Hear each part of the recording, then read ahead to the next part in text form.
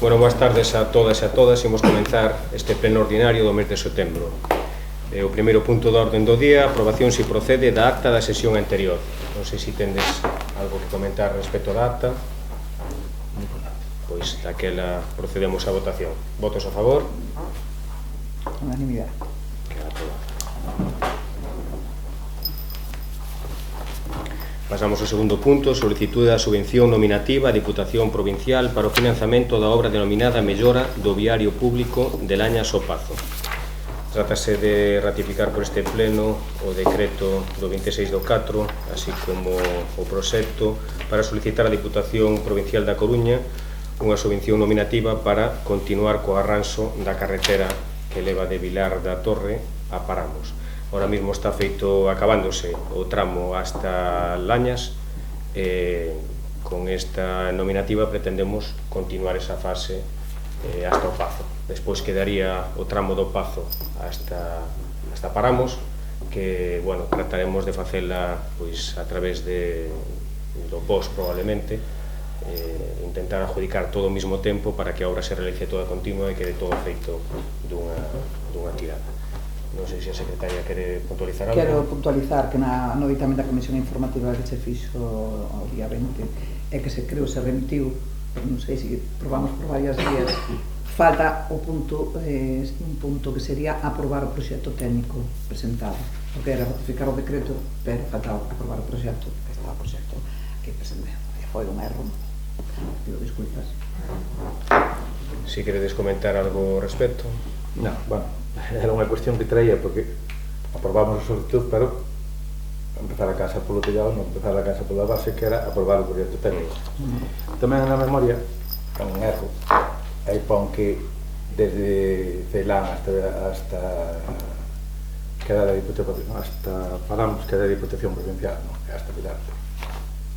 Na memoria do proxecto. Bueno, sí. Con erros. Sí. Sabemos que son 3,6, a partir de aí é... Sí. A ver, nós non vamos poñer pau nas rodas para ninguna solicitud para mellorar de infraestructuras. Non queremos ser aquí obstáculo para desoner. Sea de quen sea que sea da Luna. Decir, todo aquilo que veña para invertir aquí a favor dos nosos veciños, estamos de acordo. Por lo tanto, o que sí, pediría, porque tanto se leva falando de que non se pode pagar, que hai que renunciar a certas subvencións e habrá que se poña de fondos propios 100.000 euros, me parece a min que debes facer as xestións oportunas para conseguir cartos de financiamento de outras administracións.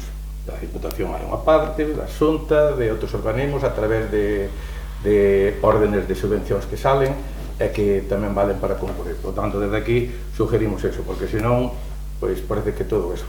Eu quero recordar, no ano 2010 todo o trazado que vai desde Cruce de Paramos, desde Muñeira hasta Vilar da Torre, fixose con fondos que non lle costaron, fondos de outras administracións que non lle costaron nada ao Concello, nada. E aquí xa vai, o primer tramo é un 20%, se o segundo é outro 20% son 150, e o terceiro pois será o que sea. Pero de aquí pedimos a sensatez, sentido común, para que se fagan as cousas, todo o que veña para aquí, tamén sea, pero sempre tratando de que, pois, na medida do posible, pois, abaratar o que son os fondos propios do Concello. Ben,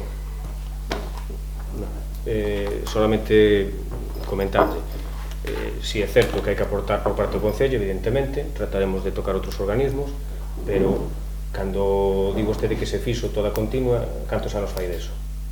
Eso dixe na comisión. Cantos anos todo eso foi aprobada pola Pero Diputación. cantos anos fai deso? Pois fai 21 anos agora mesmo. Agora a situación é distinta, o contexto socioeconómico é distinto e as subvencións, o 100% dan subvencións de 60.000 euros, de aí para baixo, de aí para arriba son todas ao 80%. Entón, neste caso, coincide así. Non trataremos de buscar outro tipo de financiación, si hai, pero podemos darnos pois con canto nos dentes, como se suele decir, de que nos van financiar na anterior con 200.000 e desta volta con outros 200.000. Entonces, bueno, son 400.000 euros que nos financian para facer unha obra no Concello. Eu creo que... Antes financiaron con máis. Sí. Pero non é aquí, non quero facer ningún tipo de comparación de que si antes, porque deron todo de hora por non dar nada. Pero que de aquí se fagan todas as xestións oportunas que se deben facer, porque hai órdenes que son compatibles con... Entonces, a través de aí, pues, podese facer. 8 anos falando de facer eso, bueno, ahora, neste ano e medio, conseguimos facer a primeira fase e vamos solicitar unha subvención para o resto. Non me veñas con 8 anos cando cosechedes todos os paunaradas. En este tramo é incomprensible, que se podía estar casi todo rematado, se fora todo... Desde aquí, trabas, en este primer tramo, trabas para unha cousa, para outra, porque isto cando empezamos, no ano 2018, a facer a solicitud. Depois no 2019 non sei que problema tuveches. Depois pedimos nós. Depois hubo que facer, decir, Antonio, seamos realistas. Eu non vou poñer para a roda ningún, ni eu, ni no noso equipo. Queremos todo o que desa. Non queremos facer como fixaxe de vos. Pero xa pasou, con eso a cabo, xa pasou no ano 2003, cando se fixo a obra completa, e daquela entonces non estabades vos, estaban outros, e chamaron a Diputación para que viñeran ver de que estaba mal votado, estaba mal feito. Oye, para iso estamos técnicos, Eu non sei o de antes. Non estaba de vos antes. Eu digo que non levamos un ano e medio, ejecutamos a primeira fase. E agora, no que queda, trataremos de acabar a primeira fase non a primeira fase xa pidemos no ano 18. Sí, pero... E vos intentaches por todos os medios torpedear para que non dera. Eso foi a realidad. Aí está. Ano e medio, a primeira fase feita, e vamos a por a segunda. E conseguiuse susto cando estábamos nós. É curioso. Bueno, aí está. En fin, procedemos a votación. Votos a favor? Unanimidade. Pasamos ao terceiro punto.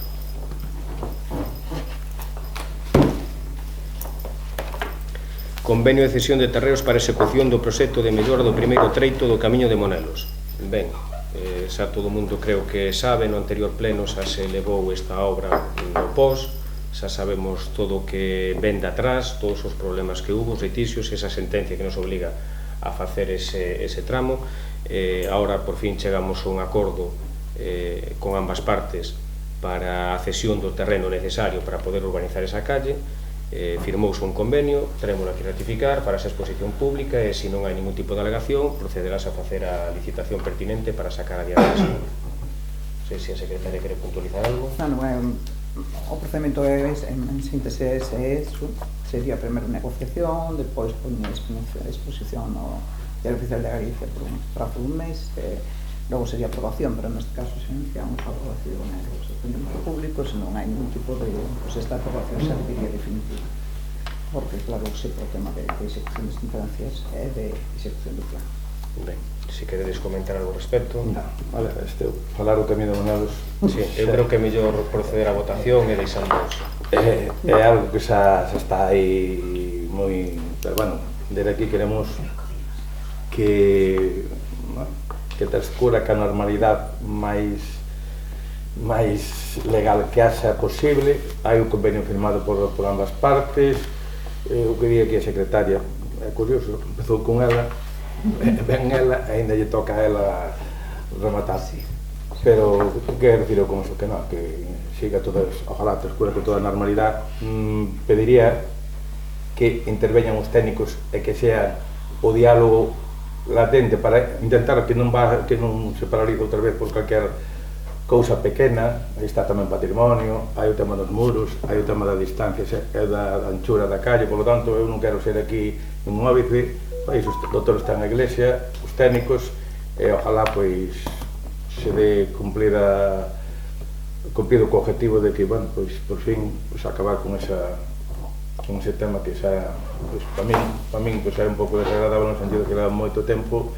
É algo que despois dun plan xeral todo o Concello que se reduce solamente a ese camiño, pois, que coste corre o primer treito ainda, Sí, o primeiro tramo. E ainda queda máis ese camiño? Non sei cantos metros quedan, poucos metros, pero... Sí, pouco máis, pero... Bueno, pois procedemos entonces á votación. Votos a favor? Unanimidade.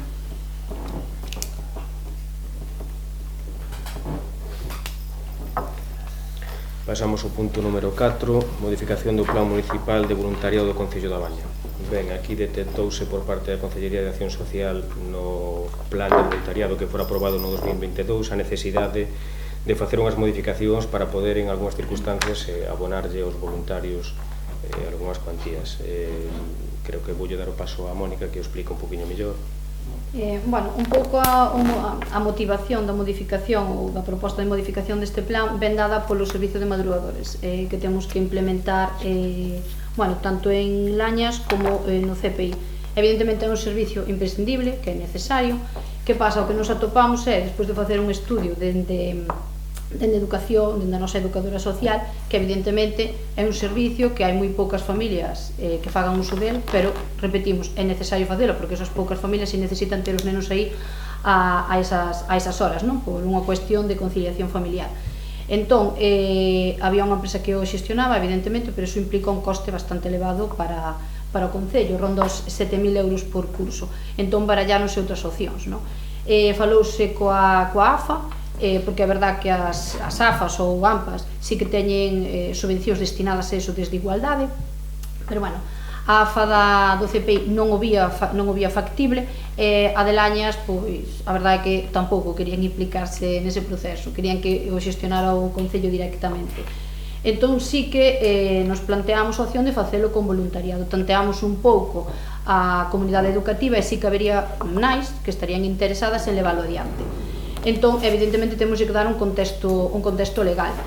E un pouco, non digo copiando, pero sí facéndonos eco do que está facendo a Xunta para os comedores escolares, que tamén usa voluntarios e voluntarias que pertencen á comunidade educativa, demos de unha forma similar. Certo é que no noso plan municipal de voluntariado, pois no punto C, no apartado denominado voluntariado, se poñía que non se podían levar a cabo actividades, as que se levaran non podían ter contraprestación económica, e é verdad que entón isto que nós queríamos pagar, que é o que paga a Xunta nos comedores escolares, non o poderían facer. Nós entendemos que unha actividade puntual de voluntariado, pois non sei, o día do trail que te vai a salir a poñer a un cruce, entendo que eso non tes porque ter unha contraprestación, pero é que esta actividade é diaria durante o curso escolar, que son 9 meses, e é 1 hora e media todos os días. Entón nós consideramos que ten que haber unha contraprestación económica que é minimísima, evidentemente ninguén se vai a enriquecer con isto, pero bueno, pola dedicación é por estar ali realmente, non? Entón de aí que se é necesario pois esta modificación é de aí que a presentemos, vale? Secretaria, quere puntualizar algo? Non, creo que foi o mellor xeito de salir airosos desta problemática. Sí, nós estamos tamén de acordo con esas modificacións que se poden producir para todo un caixe que moitas veces hai en este tipo de actividades. É certo, e daqui tamén o felicito de que nos déramos conta de que non podíamos con unha actividade de 7.000 a 8.000 euros ao tema de madrugadores cando non era rentable, non porque non é necesario prestar o servicio, que sí. E desde aquí tamén, moitas veces, cando estaba outra directora, tiñamos feito para prestar ese servicio e levábano el directamente.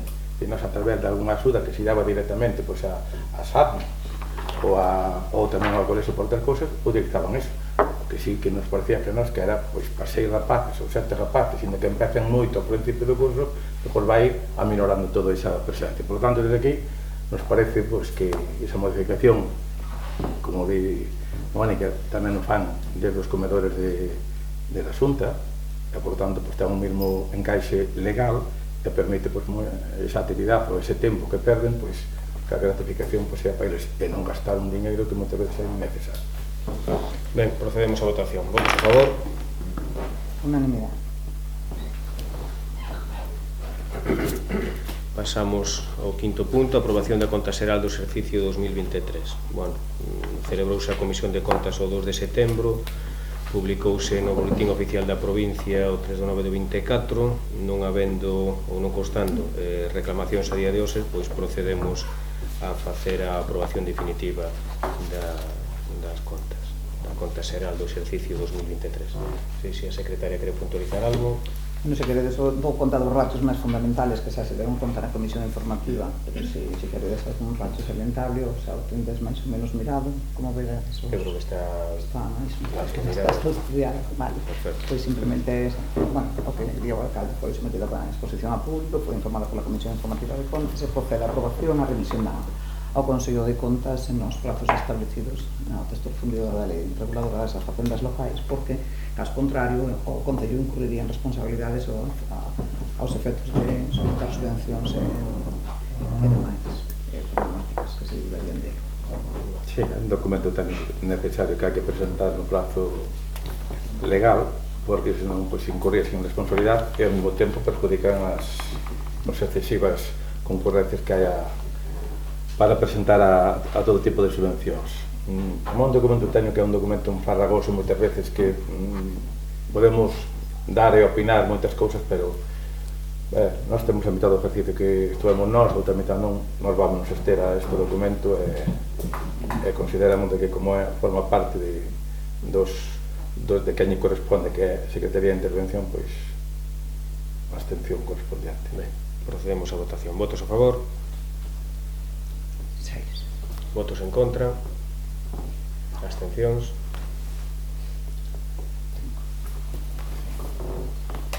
Bueno, pasamos entonces ahora a parte de control, de acción de contas dos decretos da alcaldía. Mayoría absoluta. Sí, perdón.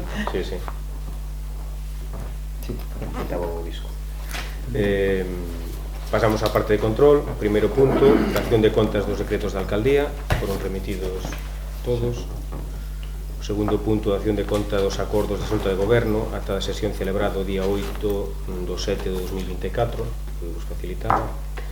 E o punto número 3, dar conta do informe de Secretaría de Intervención sobre as resolucións ditadas da Presidencia contrarias aos reparos formulados no exercicio 2023.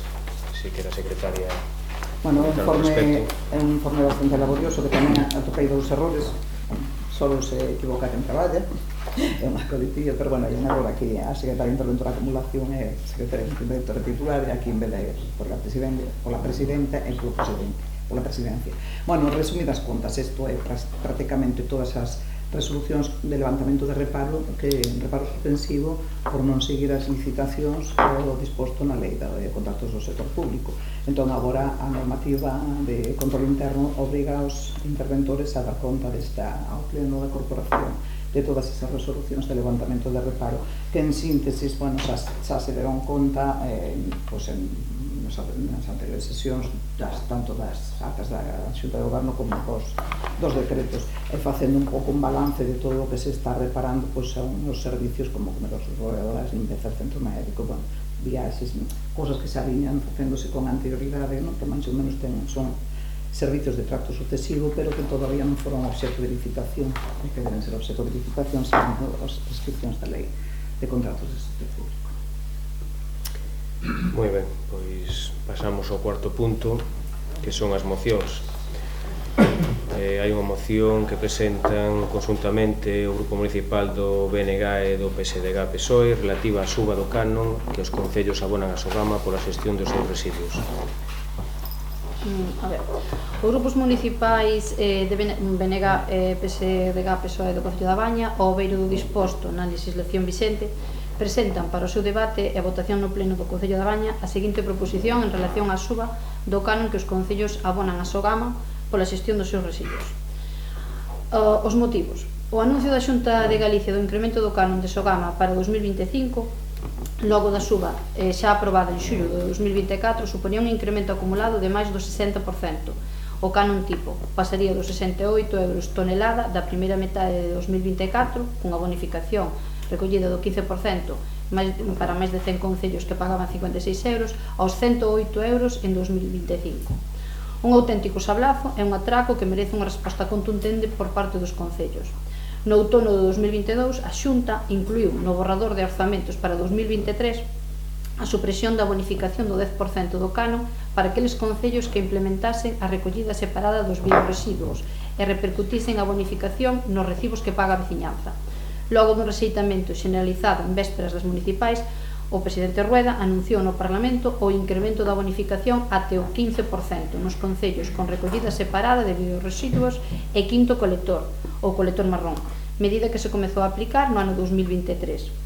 A mediados do ano 2024, a Xunta elimina a bonificación e incrementa o canon nun 30%, dos 68 aos 88 euros por tonelada. Os concellos con bonificación do 15% pagaban 56 euros por tonelada. E agora anuncia un novo tasazo para 2025 que elevaría a factura ata os 108 euros. Supónse que a medida se vai a tramitar na Lei de Acompañamento dos Orzamentos de 2025. Consideramos que este incremento unilateral, desproporcionado e abusivo do canon aos concellos é consecuencia do fracaso estrepitoso do sistema Sogama, baseado en solucións finalistas como a incineración e o depósito en vertedoiro, penalizados pola normativa europea de residuos. A Xunta culpa deste incremento ao imposto estatal regulado na Lei 7/22 de 8 de abril de residuos e suelos contaminados, que provoca uns sobrecustos imposibles de asumir. A realidade é que esta lei ven regular un imposto que impón unha directiva europea do ano 2018 que grava a incineración e o depósito en vertedoiro, por ser as formas medioambientalmente menos recomendables para a xestión de residuos e que na actualidade son as formas preferentes de Sogama. Incineración supón un 60% e o vertedoiro un 21%. Isto obriga a Sogama ter que asumir o imposto pola súa obsoleta xestión e por non ter mudado en todo este tempo, dende o ano 2010, a forma de tratar os residuos. Ainda que a Xunta procure excusas e justificacións externas, a causa do desfase económico de Sogama e dos seus números vermellos é a ineficiencia e o elevado custo do transporte, a xestión centralizada e a incineración de residuos e, sobre todo, o erro que supón optar en exclusiva pola opción absolutamente superada da incineración.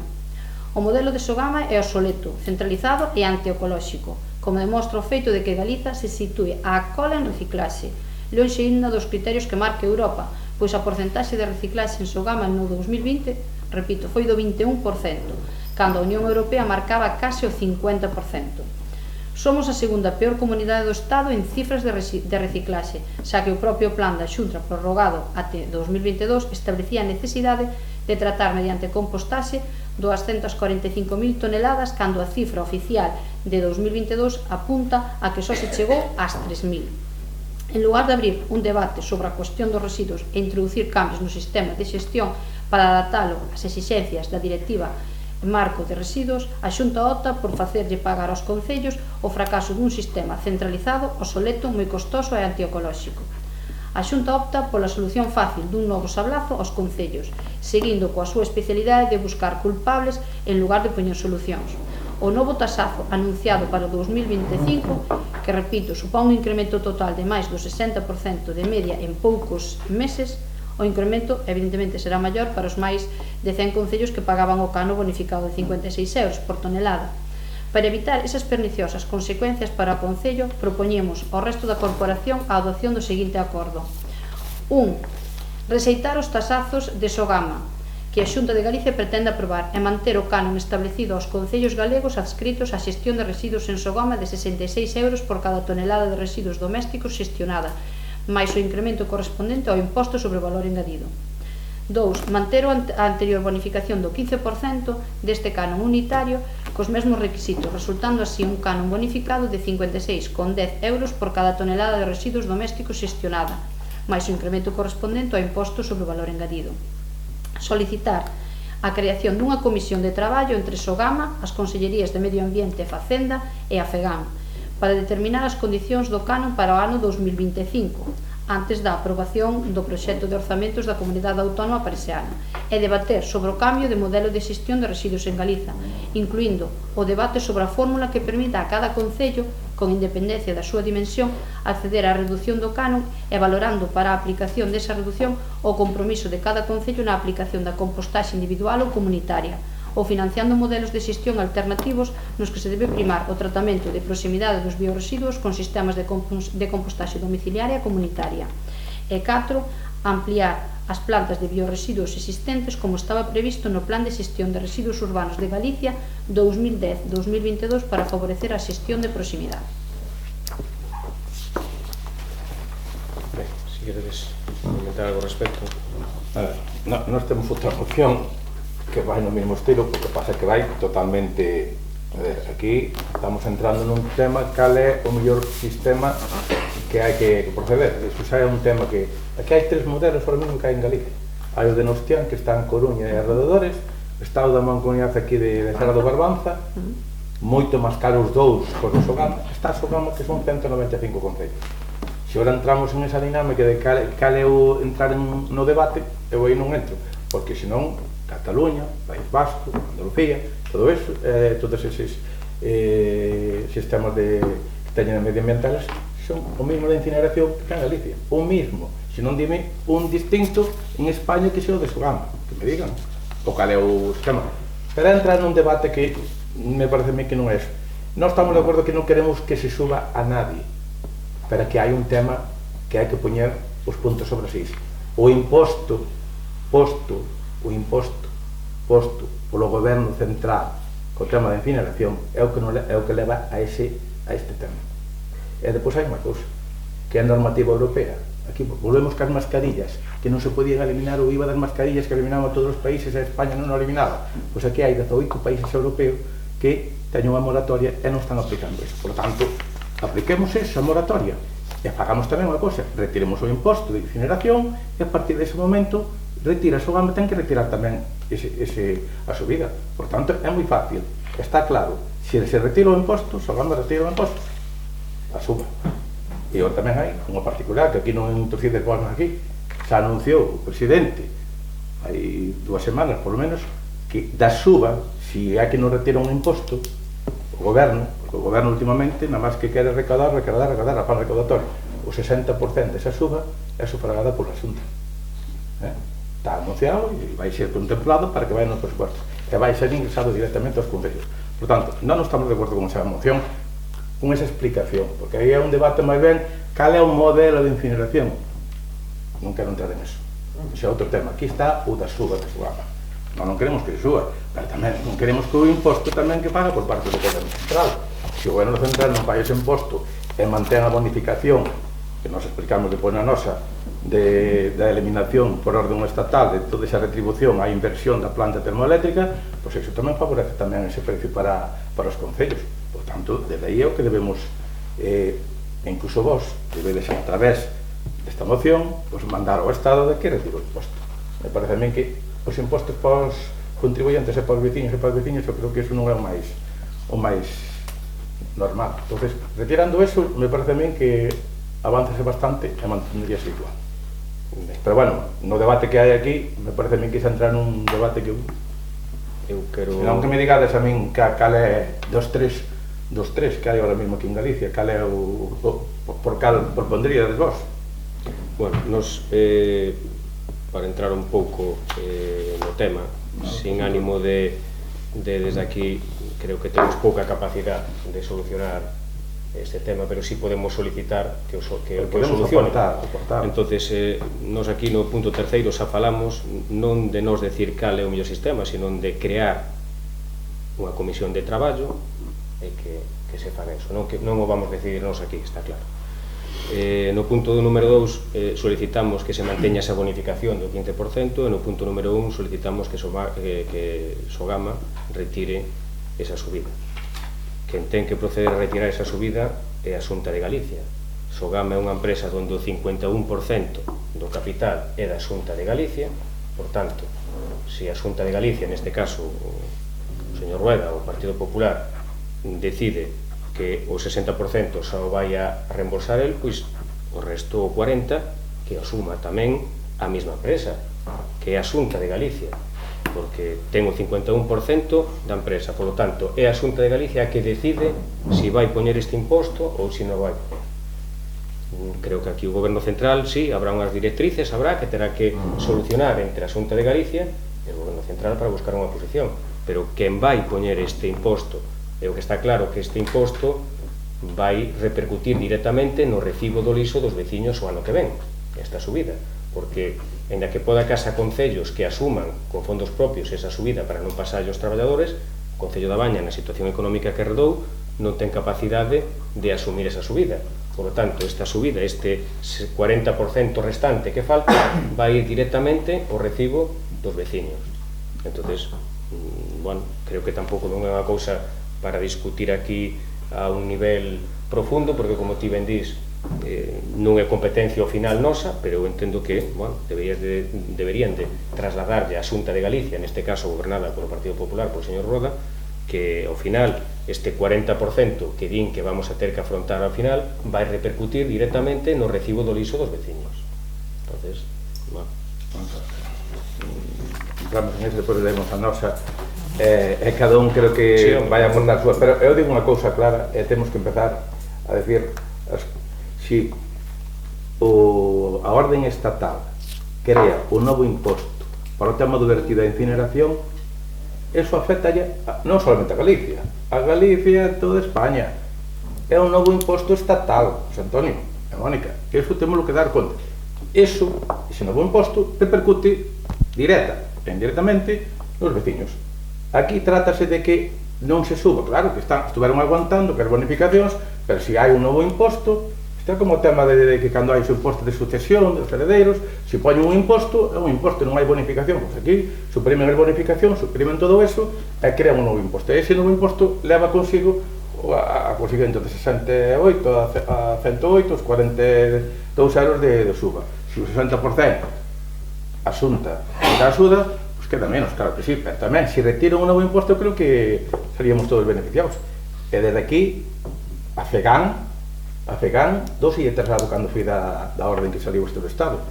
Non fixo ninguna alegación, a FEGAN, que é a Federación Gallega de todos os municipios e provincias que hai aquí, e non fixo. A FEN, a nivel estatal, mirou para outro lado. Por tanto, seamos consecuentes. É dicir, o novo imposto é estatal, non é porque Sogama se llantou ahora mesmo que hai que subir a todo o Estado.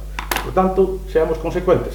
Bien, cada un podemos aportar, é o que destigo, aquí debatimos, tratamos de aportar, pero tratamos de ser realistas. Dicir, isto ben porque é unha imposición do novo imposto. Simple. E a partir de aí, vai en cascada. Por tanto, desde aquí... Quen sube? O Estado. O Estado. Quen lle vai subir aos concellos? O Estado. E o Estado subiu o imposto e eliminou a bonificación. Eu iso podo comprarche parte do teu discurso. Non, quen lle vai subir o canon aos concellos? Sogama. Pois Sogama... É que lle sube o imposto a Sogama. Vale, pero Sogama terá que discutir co goberno central ou con quen sexa, pero non pillar os concellos, bumba, é a factura para os concellos. A ver, para iso está a FEGAN, cando se lle do traslado... Se eu non discuto deso, eu o que quero aclarar é que habrá unha directriz, como vostede di, vale, pero que nos vai subir o canon vai ser Sogama, unha empresa da Xunta de Galicia. Entonces, a Xunta de Galicia, o que nos pretendemos é que fale con quen teña que falar, que solicite con quen teña que solicitar, pero que non nos pase ao final o pacto os concellos. Bueno, realmente os veciños, porque ao final vai ir no recibo do lixo. O concello ao final non lle vai afectar, vai afectar os veciños porque lle vai subir o recibo do lixo pois un 40%, un 15% ou un dependente. Bueno, eu creo que están as posturas clarificadas. A ver, eu ciñome a moción que vas presentaste. Se hai máis ben, independente do debate, cal é o mellor modo de que se debe tratar do tratamento. Eu aí non vou entrar porque é un tema que xa sale das... Sí, xa decimos que foron unha comisión... Bueno, eu creo que aí sí que nós, os concellos, independentemente do color político que teña o concello, nós temos que exixir, ya que nos está gobernando, neste caso a Xunta de Galicia, liderada polo PP, que ten que buscar modelos alternativos. E despois eu creo que o que non se está facendo, non se está invertindo é na pedagogía do pobo, é dicir, estáse xerando moitos residuos porque nós non temos unha liña clara de pedagogía da xente, e non hai máis que ver, e non digo que en España, porque pasa en toda España, correcto, non hai que ver máis que ver países nórdicos, ou sigo o caso de Italia ou Alemanha, porque nós, se somos parte de Europa, e Europa nos está dicindo que o estamos facendo mal na xestión de residuos, que é bastante deficiente, e nos está agravando, etc., e despois repercute en nós como veciños, igual o que temos é, tamén por unha vez, pois ver o que fan os outros e tomar nota, porque si que hai modelos. Eu non son técnica, nin o pretendo ser, pero hai técnicos, non, que se lle pagan tanto o goberno central como a Xunta de Galicia, pois que escoite esos técnicos e que hace estudios reais e que sean reais, realistas, e que se podan poñer en marcha, porque xa che digo, hai outros países que a forma recollida non ten nada que ver ca nosa, non ten o nivel de gravamen que temos nós, e será por algo, non? E tamén moitas veces é porque hai unha pedagogía detrás e houve un traballo detrás, que aquí non o hai. Porque a min, con que Sogama che poñan as etiquetas e veña irando os nenos ao cole unha vez ao ano sueltar, eso non é. Tens que facer campañas contundentes, que non están. Vamos a ver, con eso, eu digo o seguinte, vamos a ver, aquí ahora mesmo hai tres modelos que temos organizados. Sí. Aquí na Baña, Negreira e Brión, antes estaba, cando empezou a mancomunidade, bueno, daquela entonces a basura se sabía como era. Aquí no vertedeiro, hubo que facer limpieza de vertedeiros, hubo que facer limpieza de todo o que era, fixose limpieza e pasouse ao modelo que foi de Sogama. Hubo adhesión a Sogama. E adheríronse todos os concellos, todos os que quixeran. Depois veo esta parte de aquí da Mancomunidade Serra do Barbanza. Nós pedimos Negreira, Brión, que Brión marchou de aquí, pero fui para ali, pedimos que nos deran os números. Era un 35% máis caro.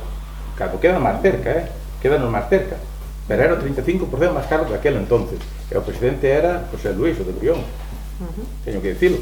Bueno, pois Negreira e a Baña mantovemos a mancomunidade e Brión marchou para esa mancomunidade. Por lo tanto, e ahora mesmo estamos 195 por un lado, que é un alto porcentaxe dos concellos de Galicia. Hai a outra parte que son os de Nostián, que están na área metropolitana de Coruña, e están os de Cerro de aquí. Moito máis caro, e con moito máis problemas. Sí, pero bueno. Pero eu con eso non digo que este é o mellor sistema, Claro. Con eso non estou dicindo que é o mellor sistema. Dicir, que iso é o que traba, que na vosa moción mencionades aí, un outro debate. Aquí o que hai que definirse é que nós estamos en contra da suba, pero a suba ven en cascada, desde arriba o impuesto, e a partir de aí cae todo. Entonces, hai un 60% que vos non mencionades aí, o 60% que fai a Xunta de Bonificación. A Xunta axuda a unha sociedade pública medioambiental como a Sogama a esa suba, pero se retiramos o imposto que quere facer a orden estatal, pois xa quedamos en ninguna. Entonces non hai ninguna suba. Esa é a nosa postura, pero con eso, claro. Digo, nós ante esa postura que va a poñer o debate, nós aí non queremos entrar porque se ten usted. Pero só che vou dar unha cifra, Nostián, que é verdad que a cifra económica non che vou a dar, pero no 2022 Nostián, a recuperación que fixo de residuos en envases por habitante ano foi de 31,9 kilos, mentras que Sogama foi de 8,3. É dicir, hai cifras que tamén están anos luz, entonces igual temos que buscar un sistema intermedio, pero a mí o que me preocupa é que non se está buscando. Bien. Sentémonos para buscalo, é que non se está buscando. Pagamos, quen paga? Pois pagan os cidadáns, e iso tampouco é a solución. Non, si, a solución é que sempre vai redundar no... Correcto.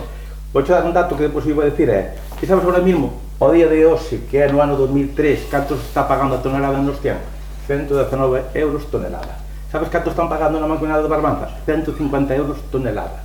No 2000, e aquí estamos a 66, é certo que agora para o 25, que é non subir a 108. A onde van os outros agora? Se eses están a 119 e a 150 respectivamente, a onde van a subir? Dos tres modelos. Pero non só analices o tema económico, vamos a analizar tamén o nivel de recuperación, quero dicir. Aquí estamos, depois hai unha campaña que hai que facer, é certo que non solamente Sogama ten que vir unha vez ao ano, ten que vir Sogama e temos que vir desde os concellos unha campaña de mentalización para que pouco a pouco, mira, outro día vi un detalle que xa yo dixe, un tío traía a carretilla e metiu no contenedor, botaba botella, botaba plástico, botaba todo, no verde. Se iso vai reciclado e seleccionado de outra maneira, pois tamén a minora é a forro para aquí. Pero iso é unha campaña que pouco a pouco é certo que empezan polos colegios esa campaña, pero debemos tamén trasladala de que unha vez ou dúas veces ao ano pois volver a recordar esa campaña para que non... É que nos implica en costo. Bueno, que moita veces cando lle falas de diñeiro, pero hai axudas tamén para iso, para as campañas. Bueno, non sei, eu creo que as posturas están claras, se vos parece procedemos á votación. Nos aí, eso vamos a votar en contra. Votos a favor? Votos en contra? Queda aprobada por maioría absoluta. Pasamos á seguinte moción presentada polo Grupo Municipal Popular en relación a Sogama. Este é o de Sogama nosa. Moción do Grupo Municipal Popular do Concello da Baña en relación a Sogama. Exposición de motivos.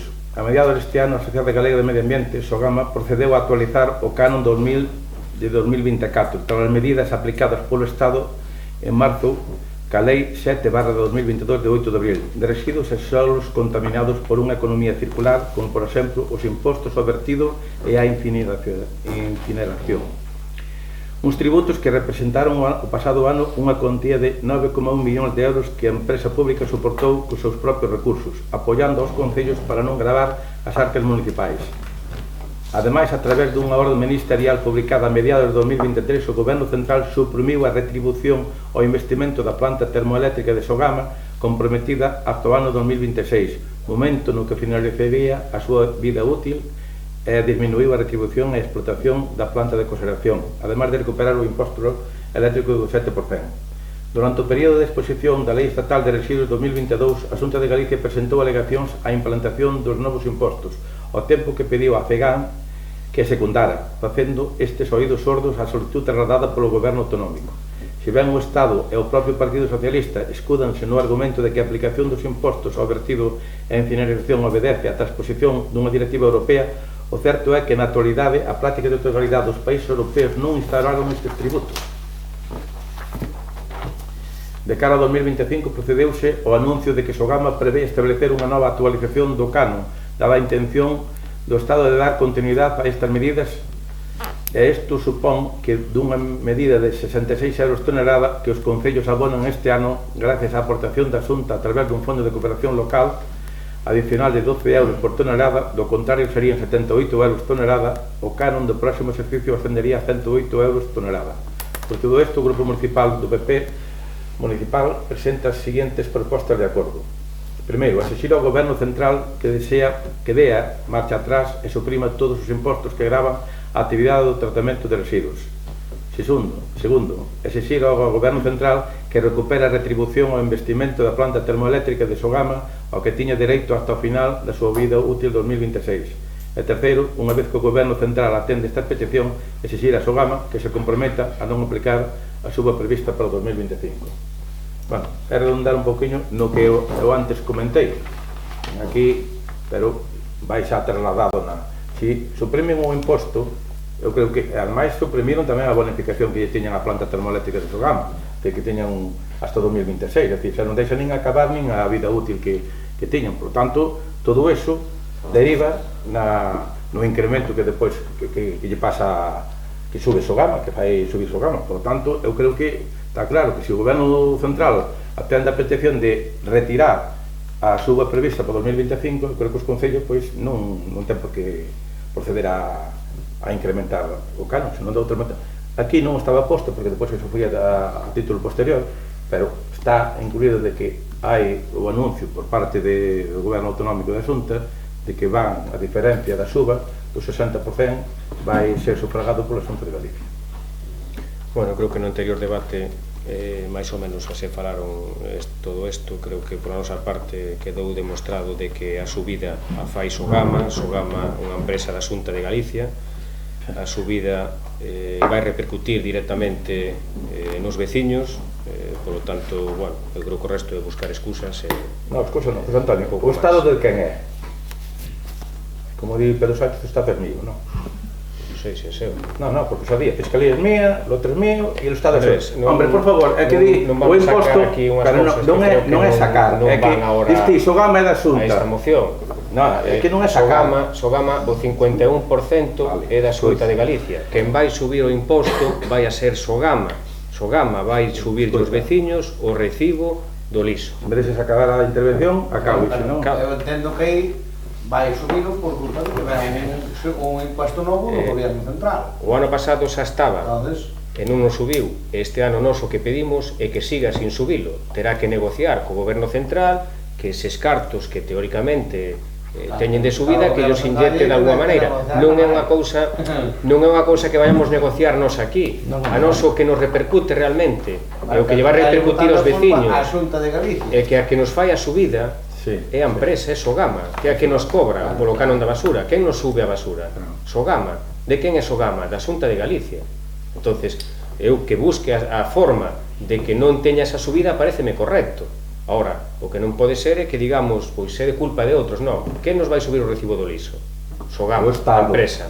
Non, a Xunta de Galicia. O imposto que paga o Estado. Pero vamos a ver, se 18 países europeos non aplican... A quen lle paga o Concello a tonelada? A Sogama. Paga a Sogama. Vale, pois quen lle paga o imposto a Sogama? Quen lle paga o imposto a Sogama? Andrés, é como a luz. A quen lle paga vosté a luz? O goberno ou a compañía que ten contratada? A quen lle paga? Ou a gasolina? Pero dígame, a quen lle paga? Pero cando pon un imposto estatal, quen o paga? Quen lle sube? Quen o paga? O dereito de sucesión, o da luz, o do gas, o do que queira. Eu creo que está, a miña parte está máis que explicado. Non, está, que tipo Sogama é da Xunta, non? Non, simplemente, eu creo que deberían de poñerse de acordo a Xunta debería de instar ao goberno, porque aquí ao final paga sempre a veciñanza. O que está claro que temos un modelo en canto a tratamento de residuos que hai que pois melloralo, cambialo e temos que fixarnos un pouco máis en Europa, é o que Xame, si, a conclusión nos restos dos países que lles vai un pouco mellor ca Eu creo que está máis A ver, a conclusión témola clara, nin quen queremos a suba, claro que nin quen queremos a suba, pero cando hai impostos novos de todos os niveles, nos lamentamos non máis que parece a pan recaudatorio, sean este ou sean outros, pero aquí ven desde arriba, non é que surgiu aquí do medio, surgiu desde arriba, e desde arriba cae en picado para baixo todo, ven cascada, por tanto, de quen é Sogama? Sogama é 51-49, vale, de quen é o Estado? Somos todos, o Estado somos todos. Non é como digo outro, soy yo, non, o Estado somos todos. Por tanto, o Estado é o que non lle pon, pero non lle pon a Galicia só, Poñe a Galicia, poñe a toda España.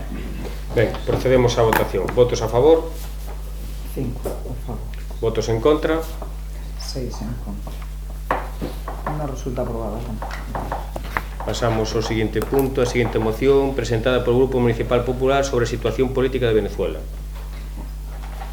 Non traje, podemos facer o coche. El coche non, el teléfono. Vamos a ver, esta é unha moción que aquí na Baña pode parecer, pero é importante. Aquí hubo moita migración a Venezuela. Entonces, eu desde aquí é unha moción de gran trascendencia que nós debemos, para a nosa comarca, porque debemos, non vano, os emigrantes da Baña en Venezuela, sobre todo entre os anos 75 e 2000, e máis adiante, que ainda hai emigrantes, pero hoxe en día bañeses que estuveron en Venezuela, hubo un cero de 330 habitantes, ou personas, no ano, sobre todo, 1980.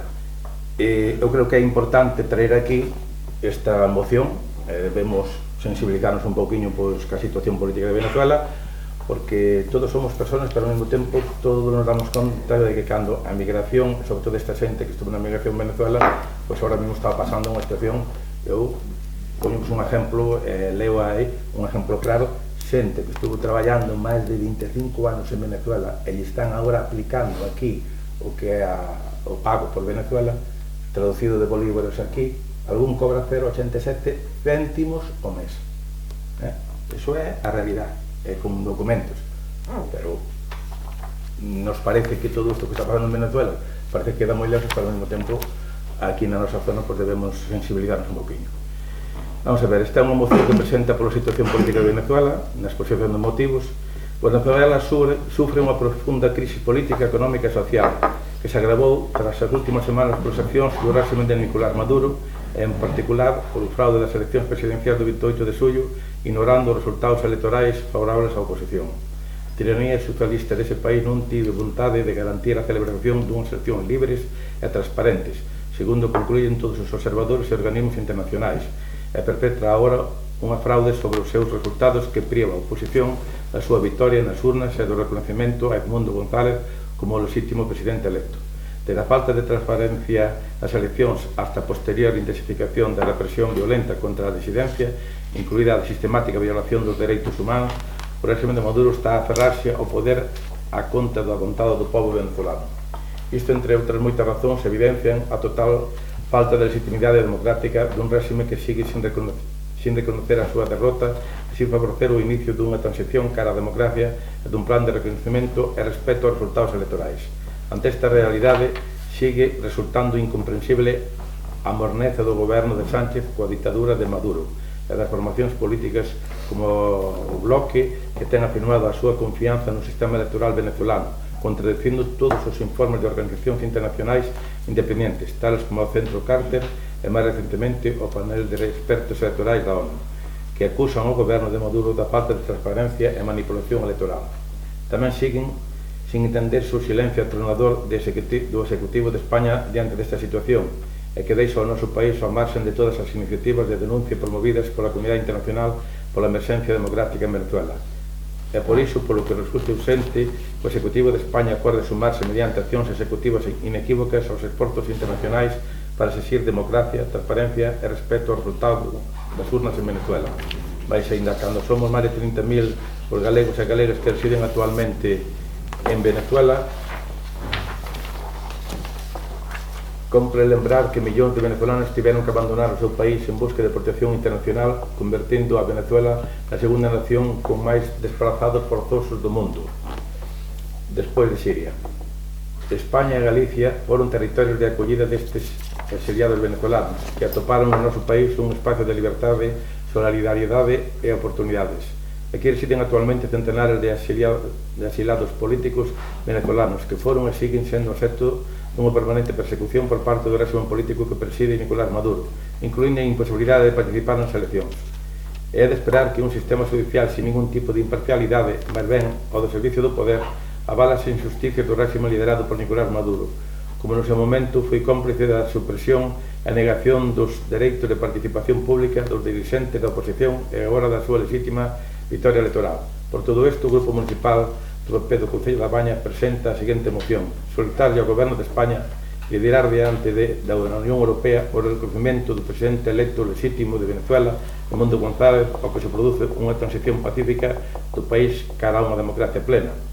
Segundo, condenar a sistemática política de criminalización por parte do régimen de Nicolás Maduro en contra dos cidadáns venezolanos que decidiron exercer cos seus dereitos civis e políticos no marco da Constitución venezolana.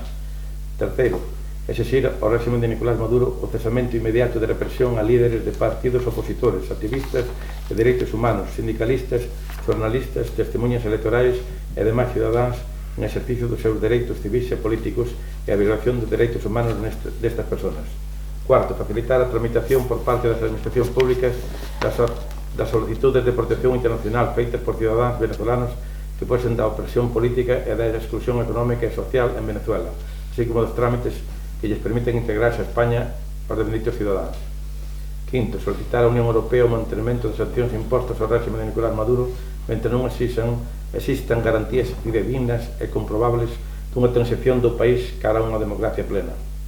Sexto, reconocer a situación de emerxencia humanitaria que vive Venezuela e a condición de vitrines de persecución política dos exiliados venezolanos en España. A semana, o Concello da Baña acorda como resolución manifestar o seu apoio á adhesión a todas as iniciativas de protesta pacífica organizadas pola oposición venezolana e polos exiliados residentes do noso país nas que se reclame o fin da represión, o inicio dun proceso de transición cara á democracia e un plan de reconocimento e respecto aos resultados electorais en Venezuela.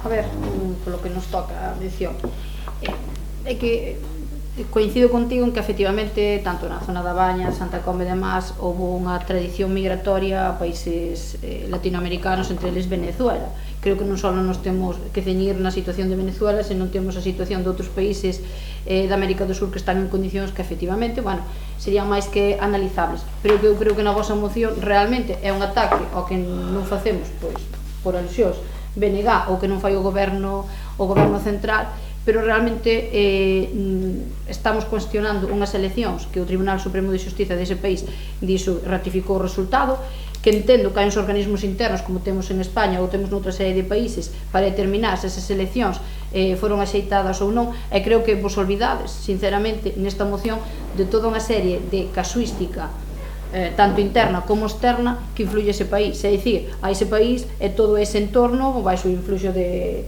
Estados Unidos e toda unha serie de, bueno, de casuística que determina a súa historia e a súa situación actual, non?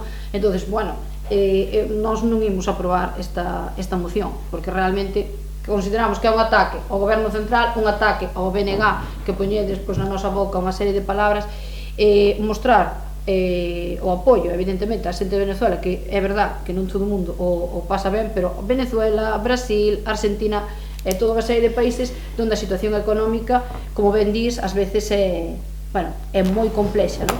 Pero, bueno, xa che digo, nós, o BNG, non está a favor desta moción. Nós non vamos a entrar nun debate estéril que non vai aportar nada ao día a día do Concello da Baña, o noso voto vai ser en contra. Nós non hai que aportar nada. Nós, desde aquí, é solidarizarnos, como di Mónica, hai máis países, hai Cuba, hai Argentina, hai tal, é dicir, ahora mesmo a situación é a que é do que está pasando, e, sobre todo, digo que isto que afecta a Venezuela, pero é circunscribirlo ao que é a nosa terra, e aquí na Baña, na comarca de Barcala, porque realmente é onde hubo moita migración e o están pasando mal. Moita xente está vindo para aquí e non pode traer nin o que ganou alá, sequera, ten que deixalo alá, ten que ser... expropiados, como digo o outro, expropios. Ben, procedemos a votación. Votos a favor, 5 a favor, votos en contra.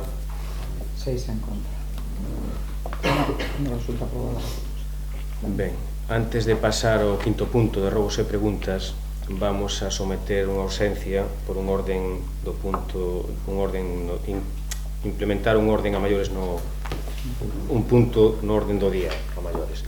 Chegounos unha notificación da Diputación do POS referente a obra de modificación daqui do Concello, en donde se nos pide, bueno, hai un error nuns decimales nas cantidades, é un error que en vez de poñer proxecto, ratificar o proxecto, ponse memoria. Temos que correxilo, polo tanto vamos traeros aquí a orden do día, porque así sacámolo e podemos tramitar esa notificación. Pero que non entendín. No, que explique a secretaria como yo Primeiro hai que, como é un asunto de urxencia que non está incluído na orde do día, habría que votar a urxencia para a inclusión do asunto na orde do día e despois entrar no fondo do asunto. O asunto é sinxelo. No pleno do 7 de agosto aprobamos o POS a de 2 adicional relativo a Casa do Concello, a reforma da Casa do Concello. Entón aprobamos unha memoria, pero se require o proxecto técnico, que é exactamente o mesmo documento. Entón requiriron da Diputación a aprobación expresa polo pleno co proxecto técnico, e a maiores había un erro nun decimal aquí, no total, en vez de ser 255.976,90 estaba con 93. Entón, esas dúas cuestións, a documentación técnica é exactamente a mesma, que a característica de que é proxecto e non memoria, ese 3 non debía estar. Entón sería, primeiro votamos a urxencia para a inclusión do asunto na orde do día. Correcto. E despois votamos a esta modificación, esta aprobación expresa deste proxecto técnico e a corrección dese 93 que non é que é 90. Pois procedemos á votación da ausencia. Votos a favor? Unanimidade. Pois entón, xa se entra no fondo do asunto, que é un pouco o que se acabo de explicar, entón... Entonces, ahora procedemos, se vos parece xa aclarado, a votación do punto.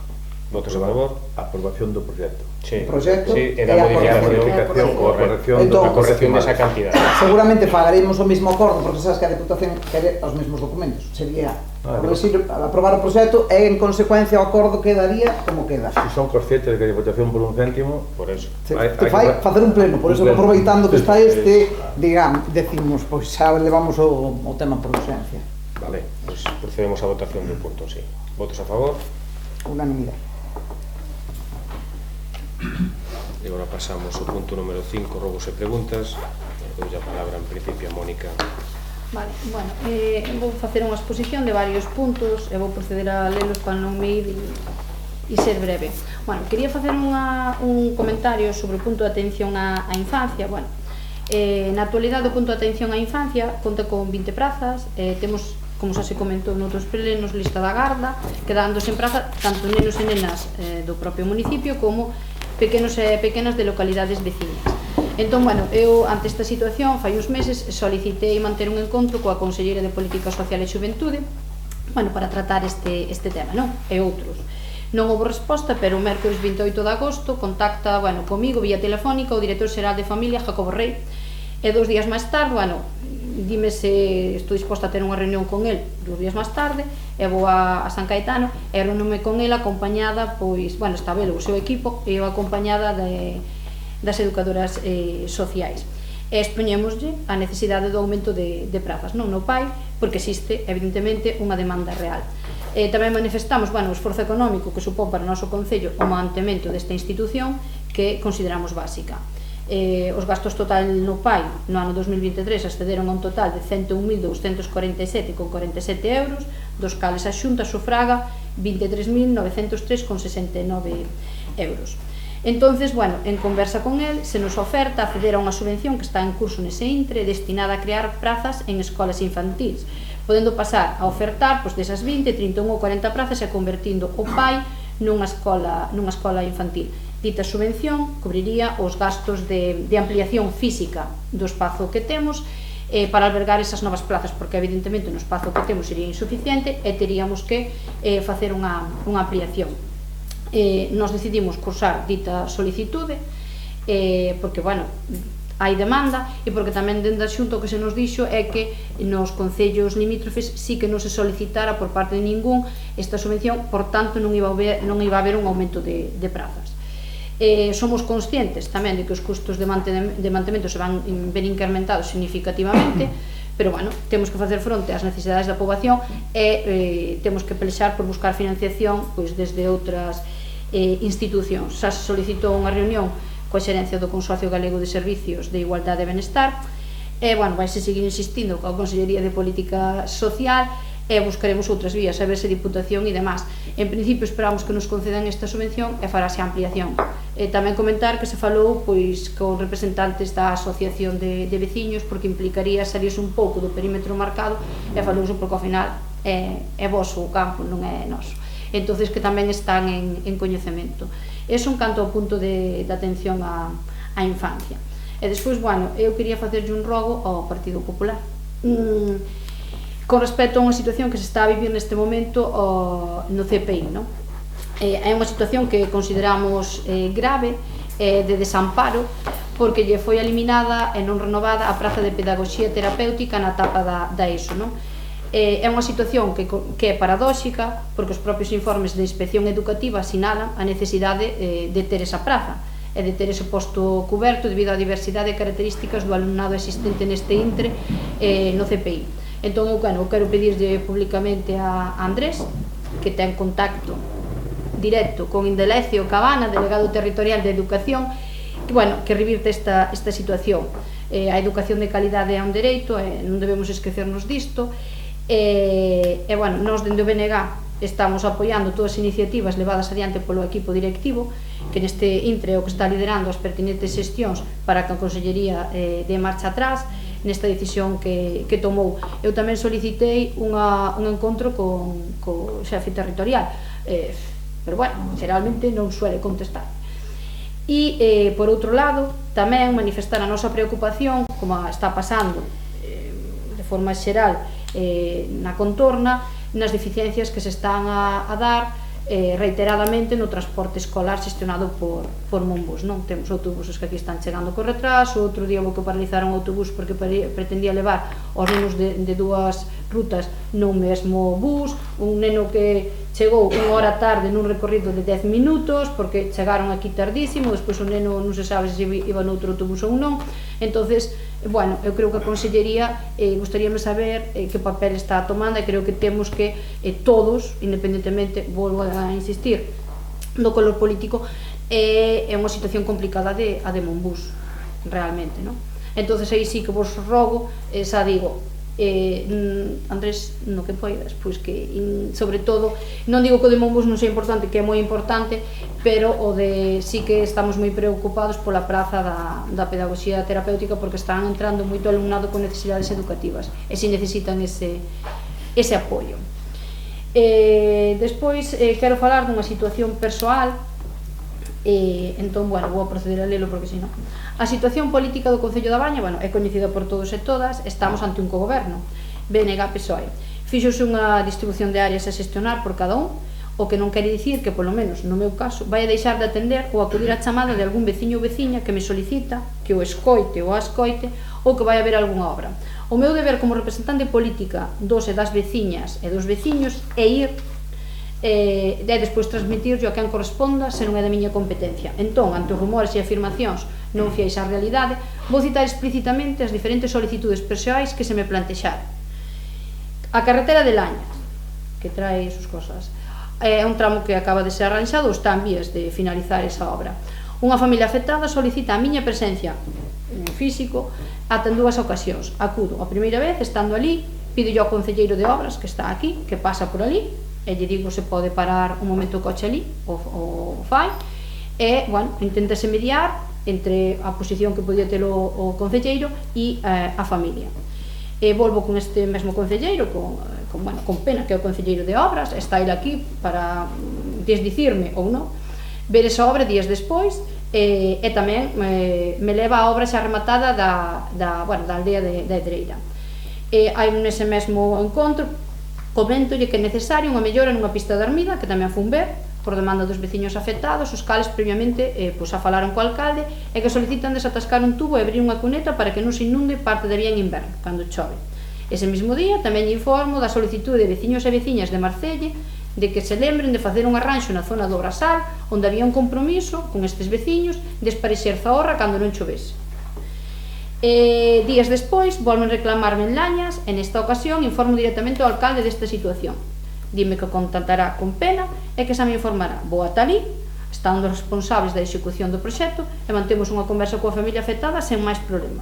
Tamén se me informa da necesidade dunha limpeza no lavadero de Ceilán e un camiño que vai a Duomes, así como a limpeza nun camiño entrando en Rial e actuacións en Guende ou Corneira.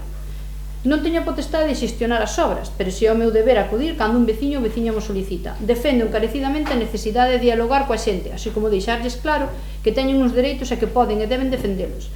Estamos ao servicio dos nosos veciños e veciñas e debemos intentar, na medida do posible, intentar arranxar aqueles problemas que sexan da nosa competencia, non xerarlos. E para acabar, vamos falar de outro elemento importante que é a RPT. Bueno, a situación do persoal municipal neste intre é de incerteza e inseguridade. A oferta pública de emprego non se materializou, a RPT e o plan de igualdade están paralizados. Prova disto pode ser a solicitude feita por un dos sindicatos con representación entre os traballadores e traballadoras municipais que solicita que se convoque con urxencia a Mesa Xeral de Negociación para abordar 3 temas: a estabilización de emprego, o plan de igualdade e a situación de clima laboral e acoso. Na anterior sesión plenaria, o Partido Popular facía referencia á RPT. É curioso, estiveron 30 anos, que dise pronto, no poder e non conseguiron sacar adiante tendo maioría en case todas as legislaturas. E exíxenos a nós, co goberno, que a saquemos. Deixando de lado isto, eu creo que temos que empezar de cero. O BNG da Baña concorda con vostedes en que é necesaria, pero dita necesidade tamén é verdad que non é de agora, é de tempo atrás. Entón, o BNG da Baña propón aquí neste pleno, públicamente, que os 3 partidos con representación nos sentemos e marquemos unha folla de ruta para desatascar e levar a bo porto a OPE, o Plan de Igualdade e a RPT, polo ben dos traballadores e das traballadoras municipais e nun intento de sacar adiante un proceso xusto e transparente. Ben, seguimos cos rogos e preguntas por parte do Partido Popular. Sí. Como xa non é que falara contigo, pero faz incidencia a preguntas que traemos aquí. Non falamos, deixo claro que despois non falamos. Pero hai temas que é importante deixalos claros e ao mesmo tempo, pois, moitas veces por encima das diferencias ideolóxicas ou políticas, ou como queres chamar, está o tema do diálogo e o tema do consenso, que está faltando hai 15 meses para todo. Fixaches mención, e agora que as preguntas é eso. A primeira empezo pola que tiña aquí. A que se debe que a día de hoxe todavía non se tomou posesión o personal das plazas da OPE cando foron publicadas no Boletín Oficial da Provincia en maio de 2023? Hai un decreto da alcaldía e ao mesmo tempo polo tribunal. Deberonse largas, espera, acabo. Claro, se non dixen nada. Non, respiraba. Non te preocupes, só respirei. Respiraba, por eso, respiraba. Co decreto que día. A que se debe esta tardanza? Porque se deron voltas.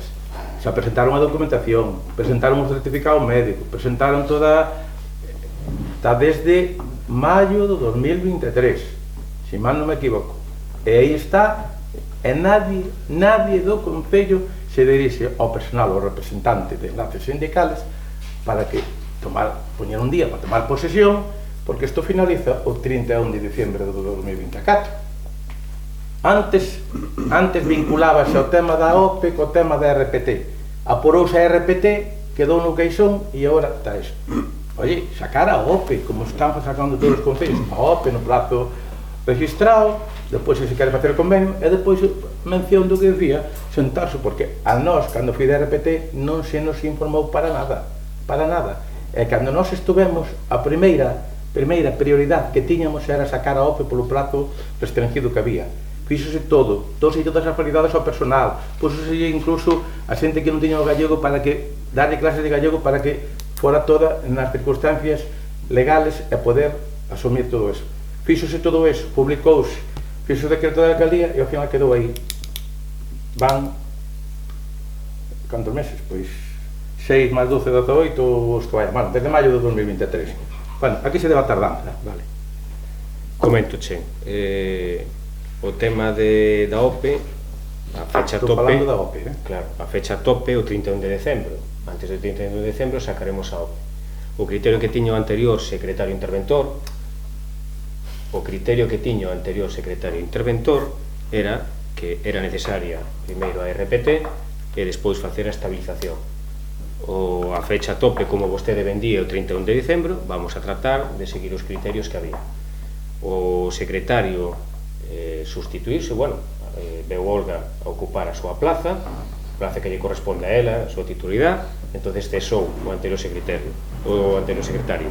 Ahora mismo estás asentando no Concello, temos moitos frentes abertos e temos hasta o 31 de decembre para sacar a OPE. Ainda o falamos, está aquí a secretaria presente deste tema, pois fai xa unhas semanas, vamos a retomalo, igual que o plan de igualdad e igual que a RPT, pero evidentemente cada cousa no seu debido momento. A pregunta era, porque vamos a ver, non estou aquí, xa sabemos que a secretaria fai 2 meses, non, tira unha patata quente que ven de atrás. Efectivamente. Vamos a ver, só dixemos sempre, José Antonio, e ti estabas presente xa cando foi o tema da OPE, a Mónica creo que tamén estaba daquela, se non me equivoco, a prioridade era sacar a OPE porque saliu o decreto estatal, fíxose todo o proceso, apurouse, axudouse todo o personal para entrar na OPE. Unha vez que está a OPE, non sei a que viña, e só temos dito, vincular a OPE ca RPT. Son dúas cousas totalmente distintas. Incluso lle dixeron os enlaces sindicales e representantes sindicales aquí na mesa.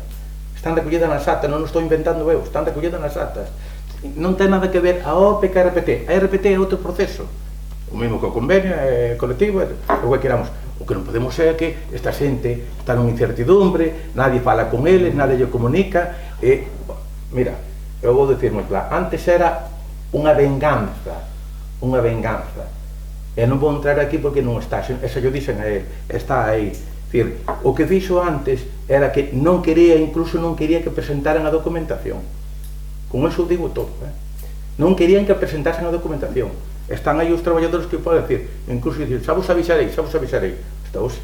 Entón eu digo que débese proceder, antes do 31 de decembro, por suposto, acabar os flecos. Este fleco está aí, está publicada no boletín, hai un tribunal, hai un decreto de alcaldía, procedamos a cumplir o que está. O que a mí me compete é que se cumpla antes do 31 de decembro. E o criterio, non hai un dogma que diga, como vostede di, que ten que ser de unha maneira ou de outra. Hai distintos pensares, non só nun secretario, senón está aquí a secretaria interventora, e pediríalle que nos diga pois os criterios que hai, e se hai un dogma onde se diga non, ten que ser así, porque non hai. Hai criterios distintos dos secretarios interventores. Eu digo que... Non, vostede está dicindo que se fai desa maneira, pero se lle digo que non hai un dogma que diga como se ten que facer. Entonces, como hai criterios distintos... A ver se me entende ben o que quero dicir. Déxame acabar, Andrés. Como hai criterios distintos nesta decisión, pidolle a secretaria que nos aclare se é así ou non é así. Por favor, Olga, podemos concretar un poquinho o tema? Sí, a ver, a RPT sempre é necesaria previamente a convocatoria de calquera praza. É o documento que regulariza e atribuye competencias e funcións e estabelece tamén cales son as retribucións do persoal. Entón, é un documento esencial nun concello para a xestión do persoal. Calquera plaza que se convoque de novas ten que ter a cabida na RPT. Ahora ben, dito isto, a estabilización do persoal indefinido é un procedimento excepcional que xurdiu como motivo unha normativa imposta tamén por unha directiva da Unión Europea que obriga a estabilizar como de un xeito totalmente excepcional a través dun concurso que non é así o xeito normal de entrada nunha administración pública ao personal que cumpra unha serie de requisitos porque España, dentro dos países da Unión Europea, era un dos países que tiña unha elevadísima tasa de temporalidade. Entón, para arranxar o problema da temporalidade excesiva, instrumentouse un procedimento excepcional que é a consolidación de empleo temporal a través de concurso, que é o que estábamos falando. Ese expediente eu non tive en ocasión de verlo todavía, o pouco que sei é que parece ser que estaba firmado o decreto, pero non estaba firmado polo secretario, creo recordar que era así, o decreto de definitivo, vamos, de fin de procedimento, pero non entrei todavía nese. Hai secretarios que teñen o criterio de que é necesaria RPT para poder facer a estabilización. Sí. Vale.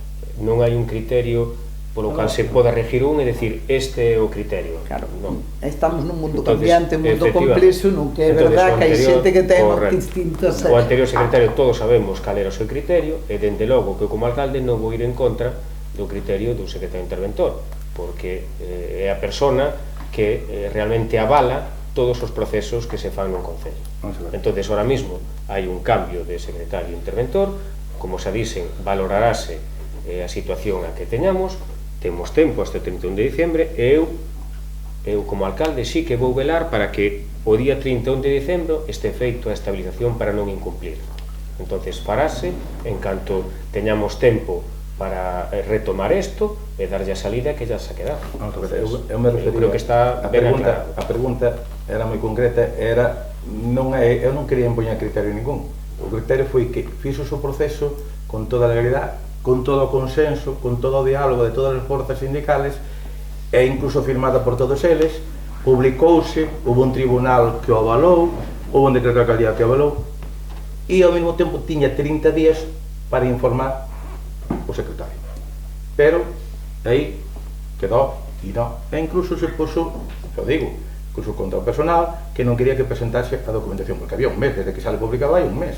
Entonces, dixeron, non, xa vos avisarei, e así foi.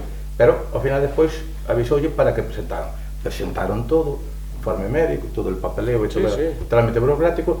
Entonces, digo eu, despois hubo o tema de RPT, pero pasou o tema de RPT, que quedou aí no queixón. Entonces, eu digo que desde aquí era proceder a esta oferta pública de empleo, a estabilización, para que antes do 31 de diciembre, pois, repite o mesmo. Eu digo que é ante a incertidumbre de todo o personal, porque nadie se dirixiu a eles, nadie se dirixiu aos enlaces sindicales, nadie se dirixiu a nadie lle informou de nada, podían decir, bueno, espera, porque agora veo unha nova secretaria que é a titular e vamos a tratar de coller o toro por os cornos e sacar este tema do medio. É dicir, eu me refiero que os flecos que están abertos deben ser...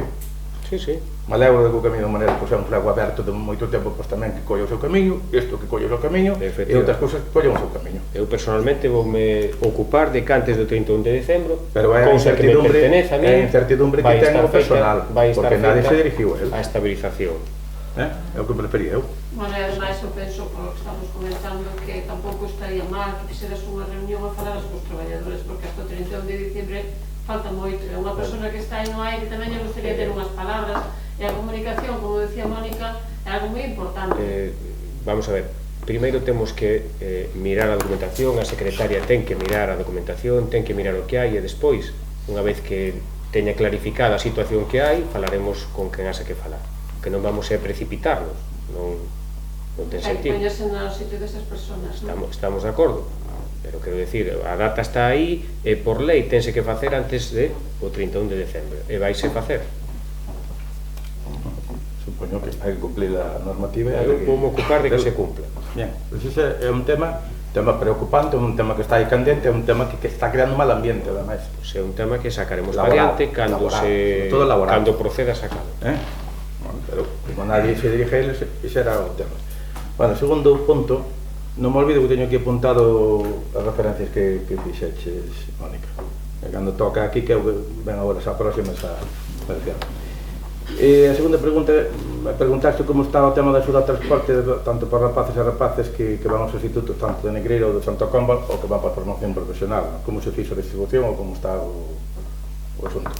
O asunto, houve unha matrícula e ora estamos pendentes. Eles entregaron unha documentación porque houve unhas bases que se fixeron públicas, un período de matrícula, os afectados ou interesados, como queres denominar, presentaron a documentación pertinente e ora estableciuse uns baremos en función deses baremos que se basan na renda por unidade familiar, que sigue os parámetros que sigue tamén a Xunta de Galicia, porque foi o que así pediron as familias que dicían que era o máis xusto como solicitude de libros e comedor escolar que será máis xusta, Que pasa? Que ese cálculo vai non facer a educadora social que esta quincena estivo de vacacións, entonces esperamos a que se incorpore para que o faga. E despois a distribución fíxose en función de estableceuse unhas rutas co taxistas e ca propia a furgoneta que tamén vai, e fixemos máis ou menos unha ruta territorial, quer decir, sabes, que fora o menor desplazamento posible aos que quedaran máis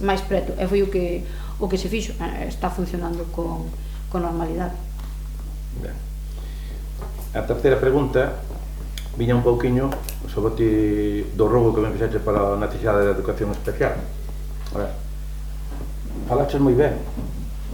É tan difícil xuntar, chamar, e como dicía Belén, facer unha xuntanza, os tres grupos, os representantes, os dous de cada, ou un de cada, para temas puntuales, sea de educación, neste caso que compete ao tema da necesidade de educación especial, e non que viña a través das NAIs, despois de caso ao Consello Escolar, que me digan, bota unha man para falar co jefe territorial, coa delegada, co Consello de Educación. Eu xa fixen a xestión, fixen todo o posible, falei con eles, trasladei o escrito que me mandaron eles, ali non chegara ningún oficial porque foi a través do Consello Escolar, e me parece a min que como concelleiro, e ti como concelleira da área, por levantar o teléfono, tiñamos unha xuntanza e estes temas de educación, de servicios sociais, que tamén terían a mesma pregunta, aquela da soledade de moita xente que temos aquí no Concello, e mesmo hai algunha persona que por motivos de saúde está nunha situación precaria e nadie se dirige a eles, e ao mellor hai que buscar unha solución porque cando vai para o hospital ao mellor ten que depois ir para unha residencia e estar nun sitio que non pode estar no seu domicilio por enfermedade, porque dou un ictus ou porque dou un ataque, porque dou o que sea.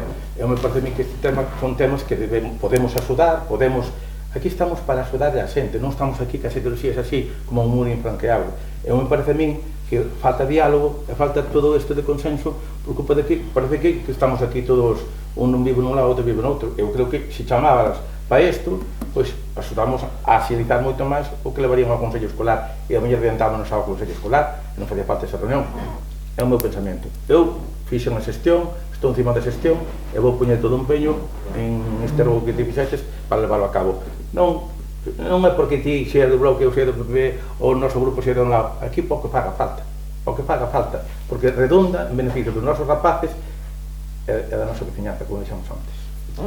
A ver, comento, o Consello Escolar era necesario. Vale, pero ese é un trámite que fai por eso. E realmente eu tamén vou ser moi sincera, non che chamei porque ali alguén, unha persona que te coñece ben, porque foi nas túas listas, se manifestou que falara contigo e que ti facías a xestión. Entón, se ela viña con eso que fago eu chamándote a ti, se xa se anticiparon a eso.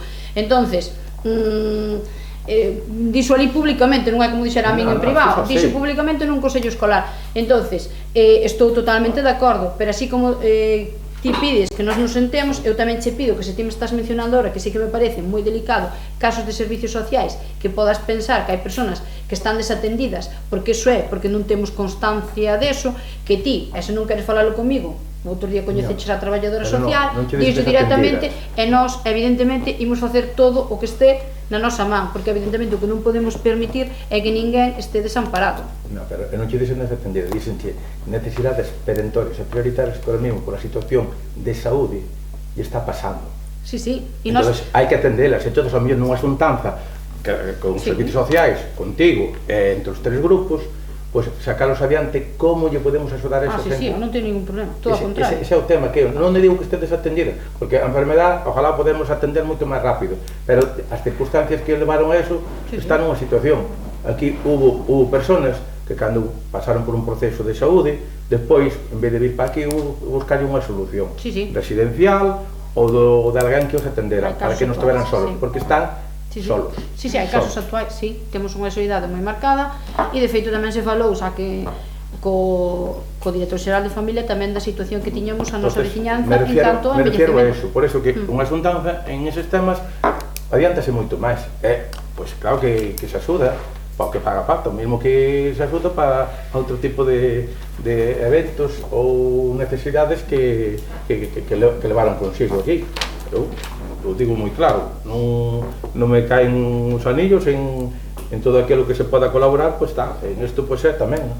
Decir, ahora mesmo tamén digo unha cousa, como dixo o conselleiro e o delegado na reunión que montemos con eles para que atender esta petición, hai que darse conta que cando iniciou o curso do 11 de outubro, ao día 18, eles están aínda co tema da primeira semana, sobre todo, bueno, pois aí o mellor Ana pois sabe moito máis de que os primeiros 15 días ou as primeiras 3 semanas a ti tamén, pois poñer en marcha os cursos é difícil, porque faltan profesores ou vai de baixa.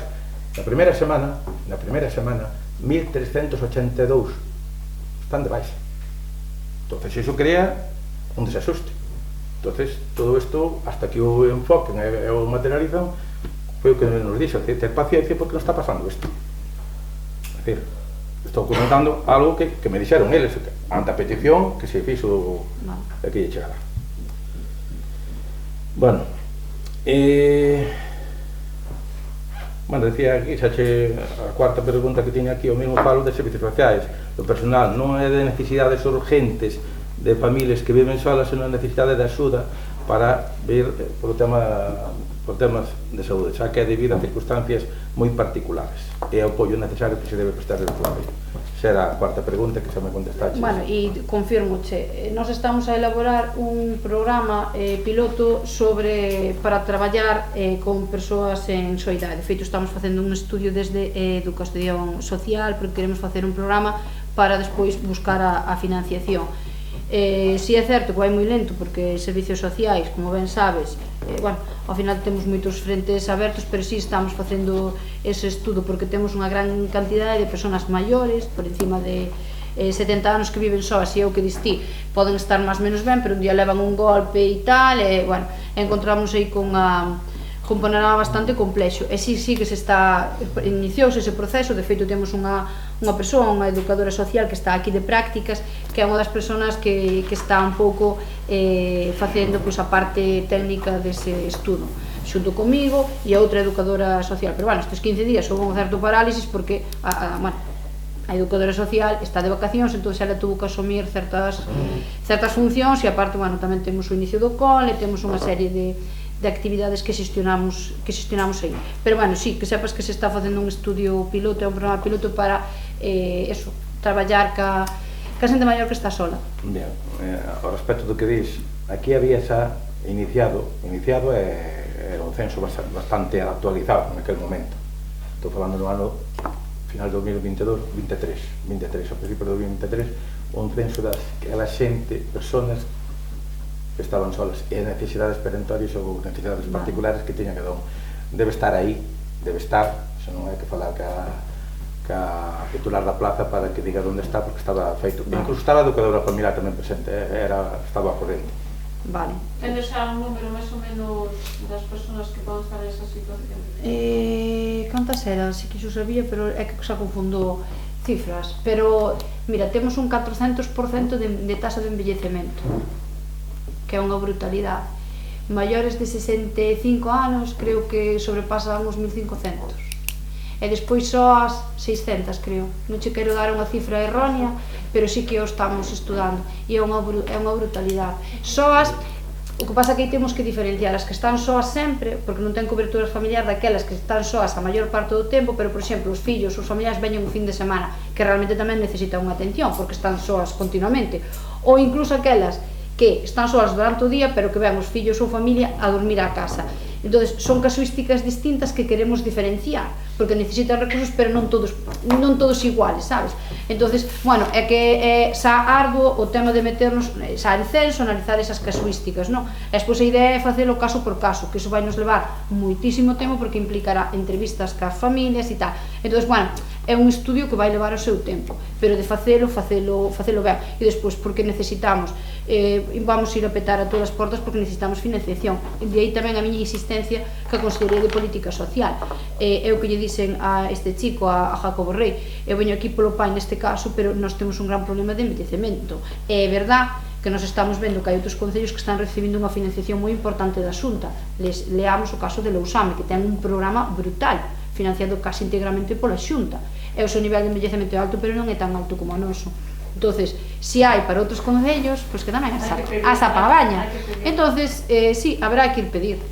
E a mí non me van que los anillos e le teño que dicir ao final ao vosso grupo que me busque para chegar a eles, porque eu reconozco que a mí non me están poñendo fácil.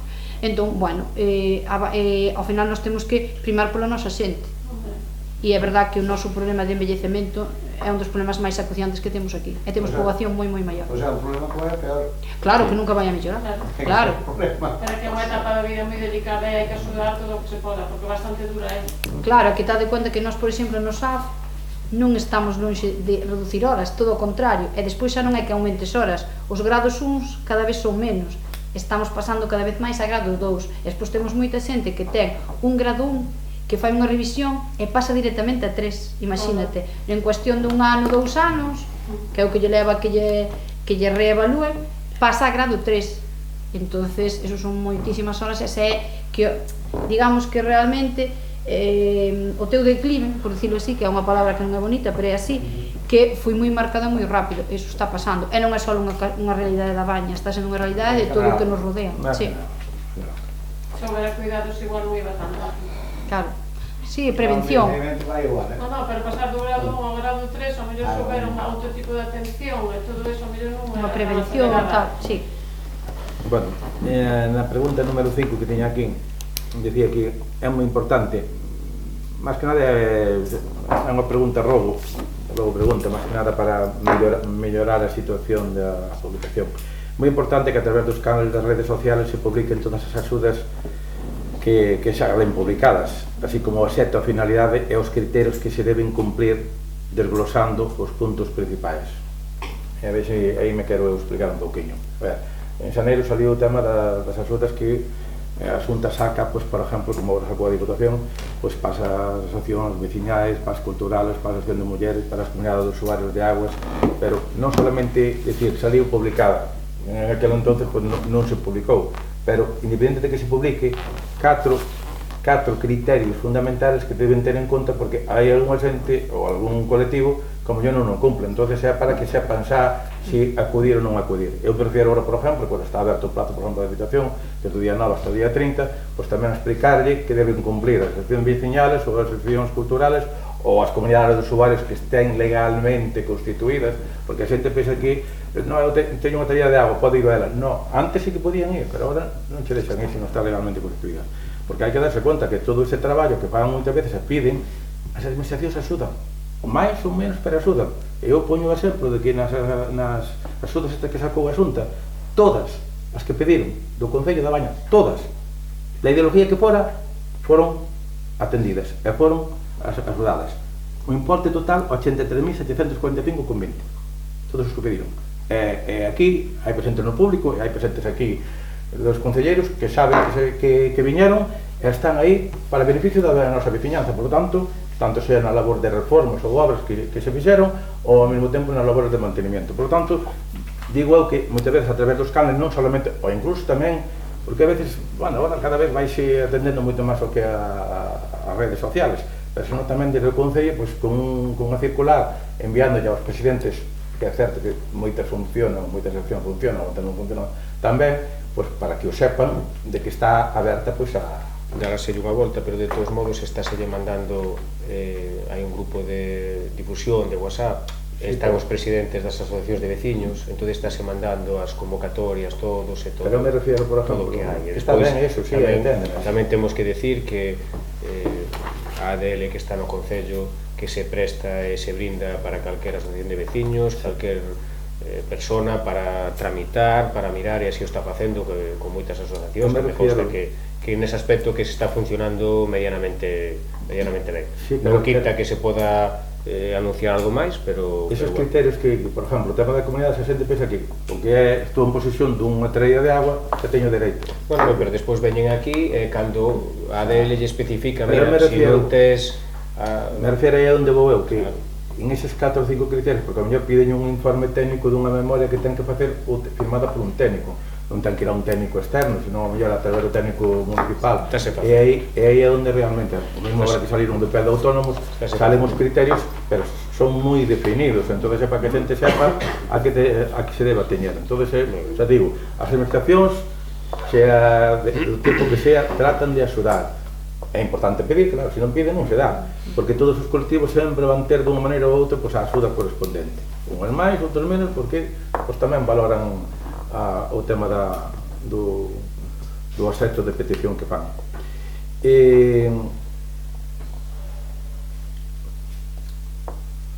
A seguinte pregunta, só repetín e reincidín, creo que xa unha vez ou dúas veces. A ver, aí dentro do moinho, sacada aquilo. É dicir, os veciños me están dicindo continuamente sacar o pesebre, dicir, o pesebre. Eu xa sei que ao mellor é algún problema interno, pero creo que dá un aspecto un pouco de... Vamos a ver, un dos poucos bares que hai no Concello de Baña que está en fase de traspaso de alquiler. Non vamos mandar de quitar esa terraza porque está pagando por ter esa terraza. Entonces, non ten objeto desmontala ou mandar desmontala cando está nun proceso de traspaso. Bueno, está que... Claro, pero que decir, non ten objeto. Eu falei co propietario e me dixeron, podes sacar porque eso non vai valer, así mo dixo, eso non vai valer para nada porque está se deteriorando, se o ves está se deteriorando. Eu ao contrario, eu falei co propietario e díxome que estaban en fase de... Estaban tablas xa tiradas que foi do accidente que era o coche que fora que escapara por ali, o outro que tal. En fase de traspaso, entonces, que eles están pagando as tasas porque a terraza ali... Dixeron eles propios, non mo dixo, independente de que non xeran algún veciño máis. Que daba un aspecto, é certo, a veces parece que... Pero bueno, é un tema... Xa, home, pero se o mismo propietario lle di, pois que o retire o mismo propietario, o sea, non ten lógica.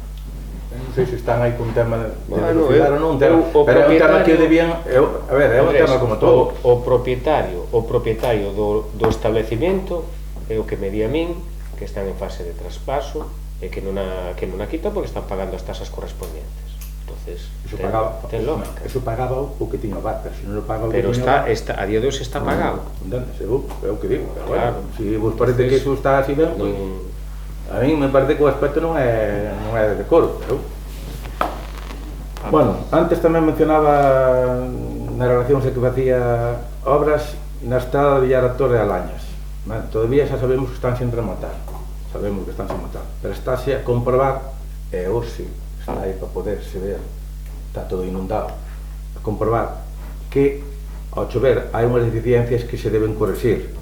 As reixas, ao mellor hai que poñer unha reixa ali na curva que chaman o Pereiro, porque está ali, hoxe en día estaba, ahora mesmo cando eu salín do enterro, estaba inundado de agua, que é un peligro, porque ao mellor ve un coche que quer escapar, pero está, entonces ao mellor unha reixa máis, é ver que cando chove, como nos pasou a nós, cando fui en Cuadros en Lameiro, pois a chuvia abriu-nos os ollos das deficiencias que se estaban a cometer. Entón, eu penso que aí débese correxir agora que chove, sobre todo nos arrastres das pistas, al lado onde a pasar a casa de Queijo, aquel camiño que ven de arriba, que se ampliou ben o que a cuneta, o tubo, pero cando baixa de arriba ao chover, toma todos os arrastres e van para a carretera, é un peligro. Entón, a mellor ali, botándolle 1 metro, 2 metros, facendo ben a cuneta, botándolle 1 metro ou 2 metros de hormigón ou asfalto, así, para que pare os arrastres, máis que nada, porque me parece a min que se queda ben, pero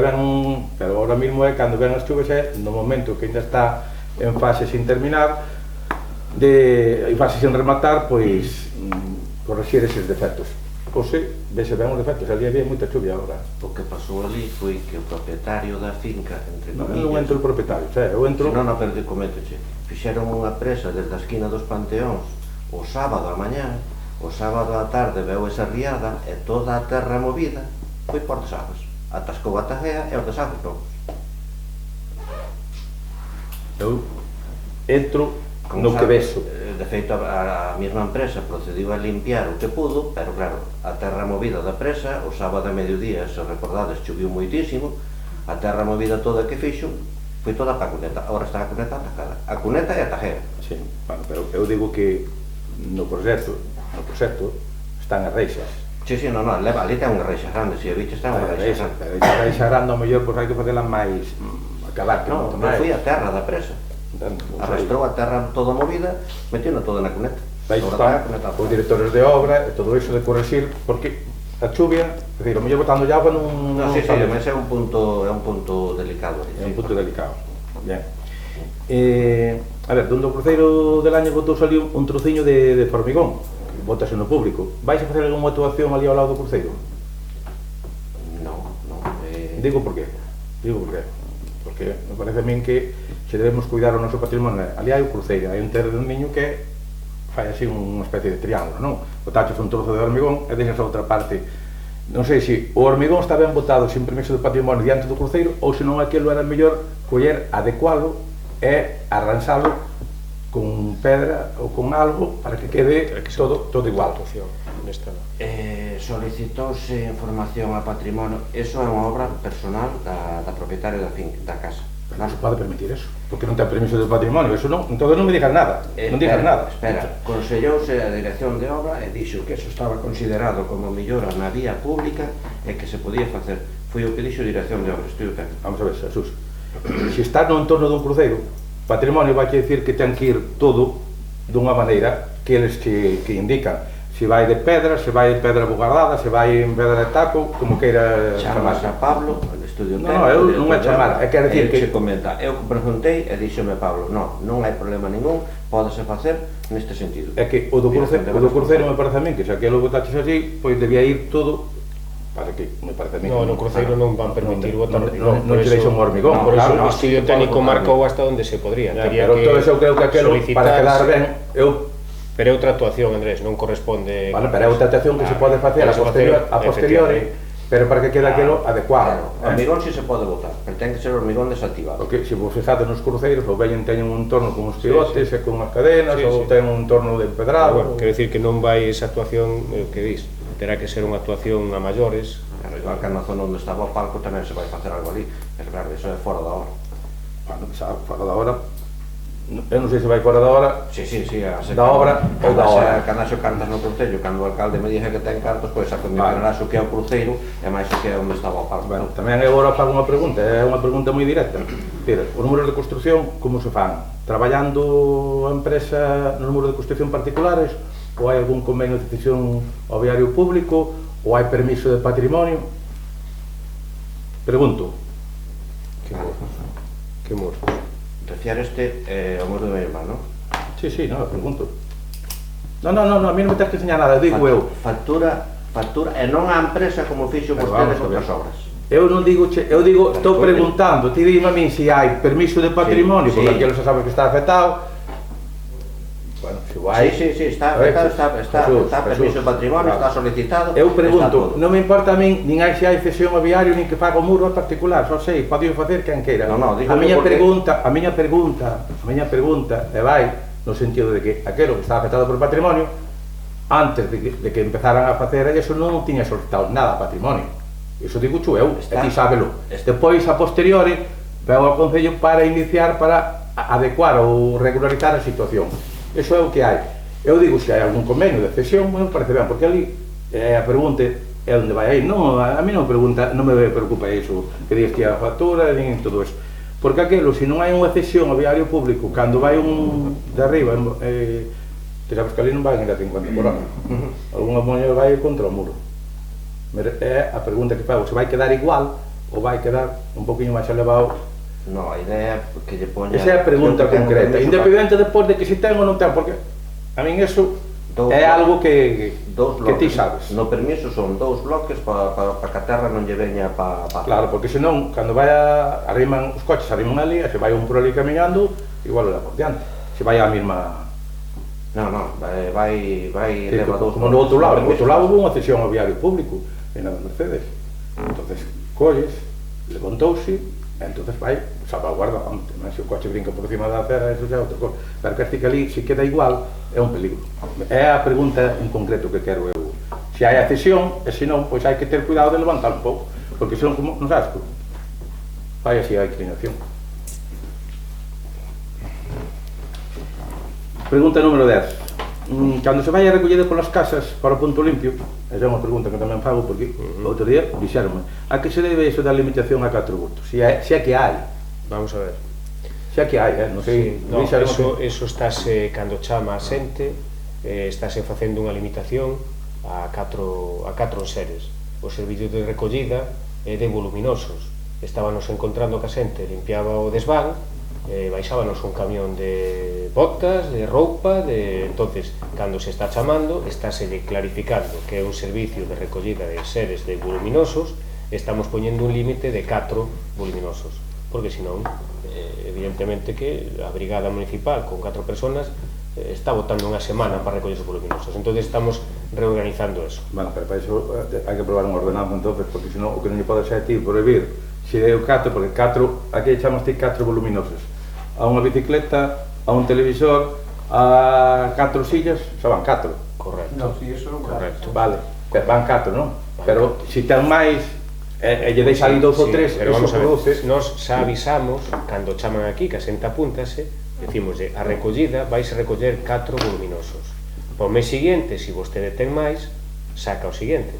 O que non podemos é eso, é ter un camión para unha casa, porque fan a limpieza, sacanche un camión de cousas da casa. Entonces, eu creo que temos que traballar con lógica. Bueno, pero a lógica... Entonces a lógica é así. A lógica, hai certa lógica, pero tamén a lógica hai que entenderla e interpretarla. Si estámoslo aclarando cando chaman, non está pasando nada, o que pasa que, bueno, é certo que pode haber algunha persona que pretende que o Concello que lle faga o vaciado de todo o que ten no garaxe ou todo o que ten. Que ven eso, porque se vas deixando, a xente vai deixando, alguna evolución, pois aparece en outro lado. Que eu estou por apostar... O que aparece por aí non é dos veciños. Non é dos veciños, exactamente. Outro día volvimos a retirar os congeladores, que hai por aí... Ademais, sempre fan o mismo, sacan o motor, sacan o que vale algo e deixan o resto tirado en calquer lado. Entón, o problema ese, hai que ser realistas, non é dos veciños.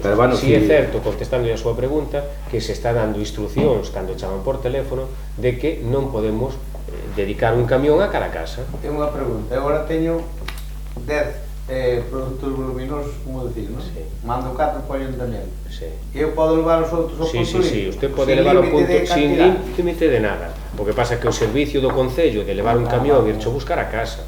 Escombro tamén? No, o escombro ten que ser un proceso de reciclase, non vale para o punto limpio. O punto limpio é para... No, pero eu levo agora... Non cho recollo no punto limpio. O escombro ten que ser unha empresa de reciclaxe. Igual que as Aurelitas, igual que... No, pero falo... Non nos recolle ni neumáticos, eso ten que ser unha cousa específica. Entón, o punto limpio está para retirar un mueble, tampouco está para sacar a barra do pallal e todas as tablas levalas ao punto limpio. Tampouco, que hai xente que pretende eso, e pretende que llas leven co camión do Concello. Entón, eso é o que estamos delimitando e explicando a xente. Entón, enténdese que, bueno, pues ti tes un televisor, que hoxe en día a maior parte dos electrodomésticos están obligados a recollerchos, pero hai xente que non compra un novo, entón desfaise do vello, entón para iso está o servicio do Concello. Pois tes un congelador que se estropea, vancho buscar, o que non podemos é estar como se estuvo algún mes, pois unha semana e media, retirando, en fin, porquería de todo tipo. O servicio de recollida non é para eso, é o que se está explicando a xente cando chama, mire, o servicio de recollida é para voluminosos, enténdese por un colchón, un televisor, un tal, estamos poñendo un tope de 4 voluminosos. Se vostede ten máis, pois ao mes seguinte volva a chamar e retíraselle o que teña, e se non pode levar vostede cando quera o punto limpio. Aclarado. A seguinte pregunta é, veciños da parroquia de Soane, é sinxelo, a praza de Soane, que está xunto á igrexa, necesita unha labor de mantemento, porque está levantando, bueno, o árbol que está ali, que está levantando profunda, así como unha actuación de mellora. Darse conta de que hai unha situación que moita xente, e ao mellor falaronas, inda que aparece como masa común, esa masa común está cedida, hai unha cesión ao Concello, porque ali fixose unha actuación naquela plaza. Entonces, é municipal. É municipal. Bueno, é municipal. É unha cesión que fixo a Xunta de Patrimonio hacia o Concello, como foi iso cando foi a Delañas e como hai outras moitas. Por lo tanto, necesita un labor de mantenimento e ao mesmo tempo unha actuación de mellora. Debe ser... Esa, para que quede constancia, porque había veciños que dicían, que aparece como masa común. Non, pero é masa común que algunha cesión ao Concello. Bien, a seguinte pregunta, xa estou rematando, é, hai unha obra da Gader que se refere ás pistas municipales e tedes vos contemplado que é a pista que vai de Pasín a Liñares. É certo que se vai actuar en esa pista porque está totalmente estropeada, pero o rogo que quería facer é aquí que se teñan en conta, ya que a pista é todo eso, hai 2 ou 3 camiños, un que vai ali para a zona de Francos e outro que vai ali para un pozo, que ali no vero sacando madeiro vai un socavón daqui hasta baixo que non poden pasar nin a coller agua. Hai ali un pozo público de incendios, pois entonces que se teñan en conta eso, unha vez que se actúa naquela pista, non ten que ir asfaltado, ten que ir pois porque isto que vai asfaltado. No. Este ano non deixan facer modificacións dos... Non ten que ir como estaba. Ten que ir Zaorra todo. Non deixan tampouco actuación nas outras, me parece.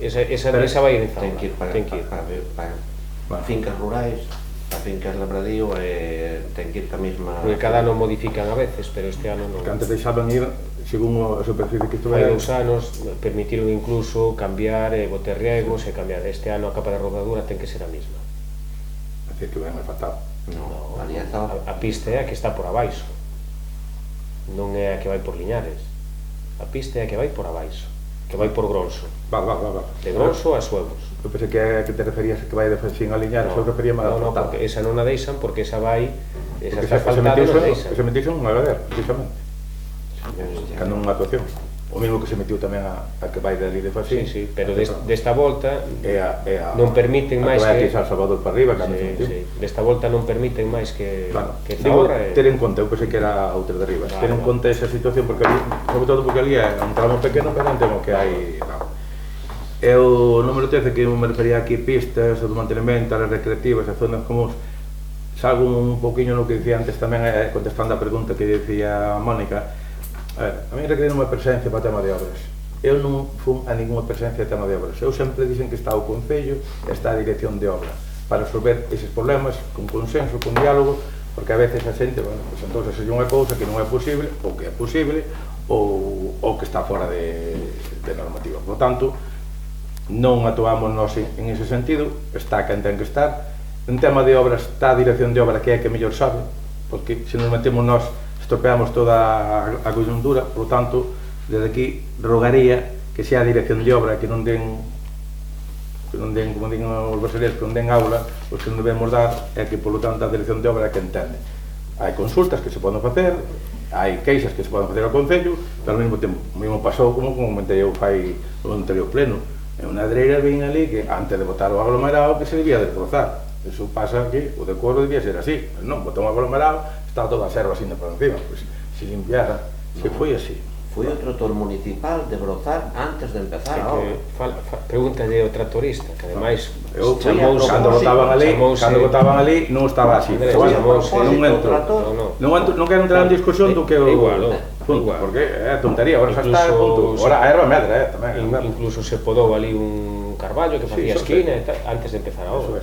Entón, o que me refiro é que a presencia, por moito que non requeran de calquer concelleiro ou concelleira, pois, inda que este o concelleiro de obras, que efectivamente, que é o que estaba ao frente do cargo, pero ao mesmo tempo debe ser o tema das obras, para ver as queixas, para ver as necesidades, pero ao mesmo tempo ver cal é os defectos. Porén, esa obra, por moito que nós podamos opinar e damos unha opinión, o director de obra é o que debe resolver esas cuestións.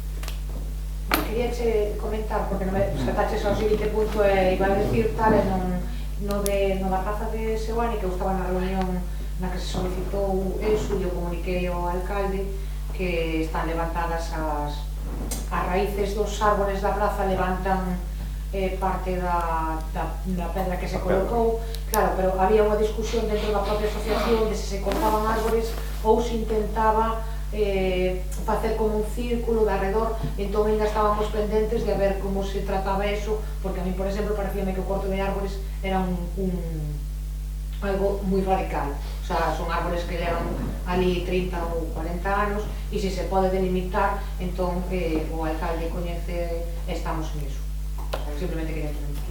Non, eu me refería a eso que nos comentaron, que necesitaban... Sí, eu sei porque estaba unido ali. Bien. Pero, sobre todo, deixar claro de que na que parece como masa común, porque estaban afectados, era unha masa común, pero van a tomar parte. pero bueno, cando se fixo a obra, o primeiro que ten unha cesión, o mesmo que pasou en Fiopans ou en outros sitios. Primeiro hai unha cesión hacia o Concello para poder realizar, executar a obra. Ben, pois se non hai nada máis, damos por finalizado este plano.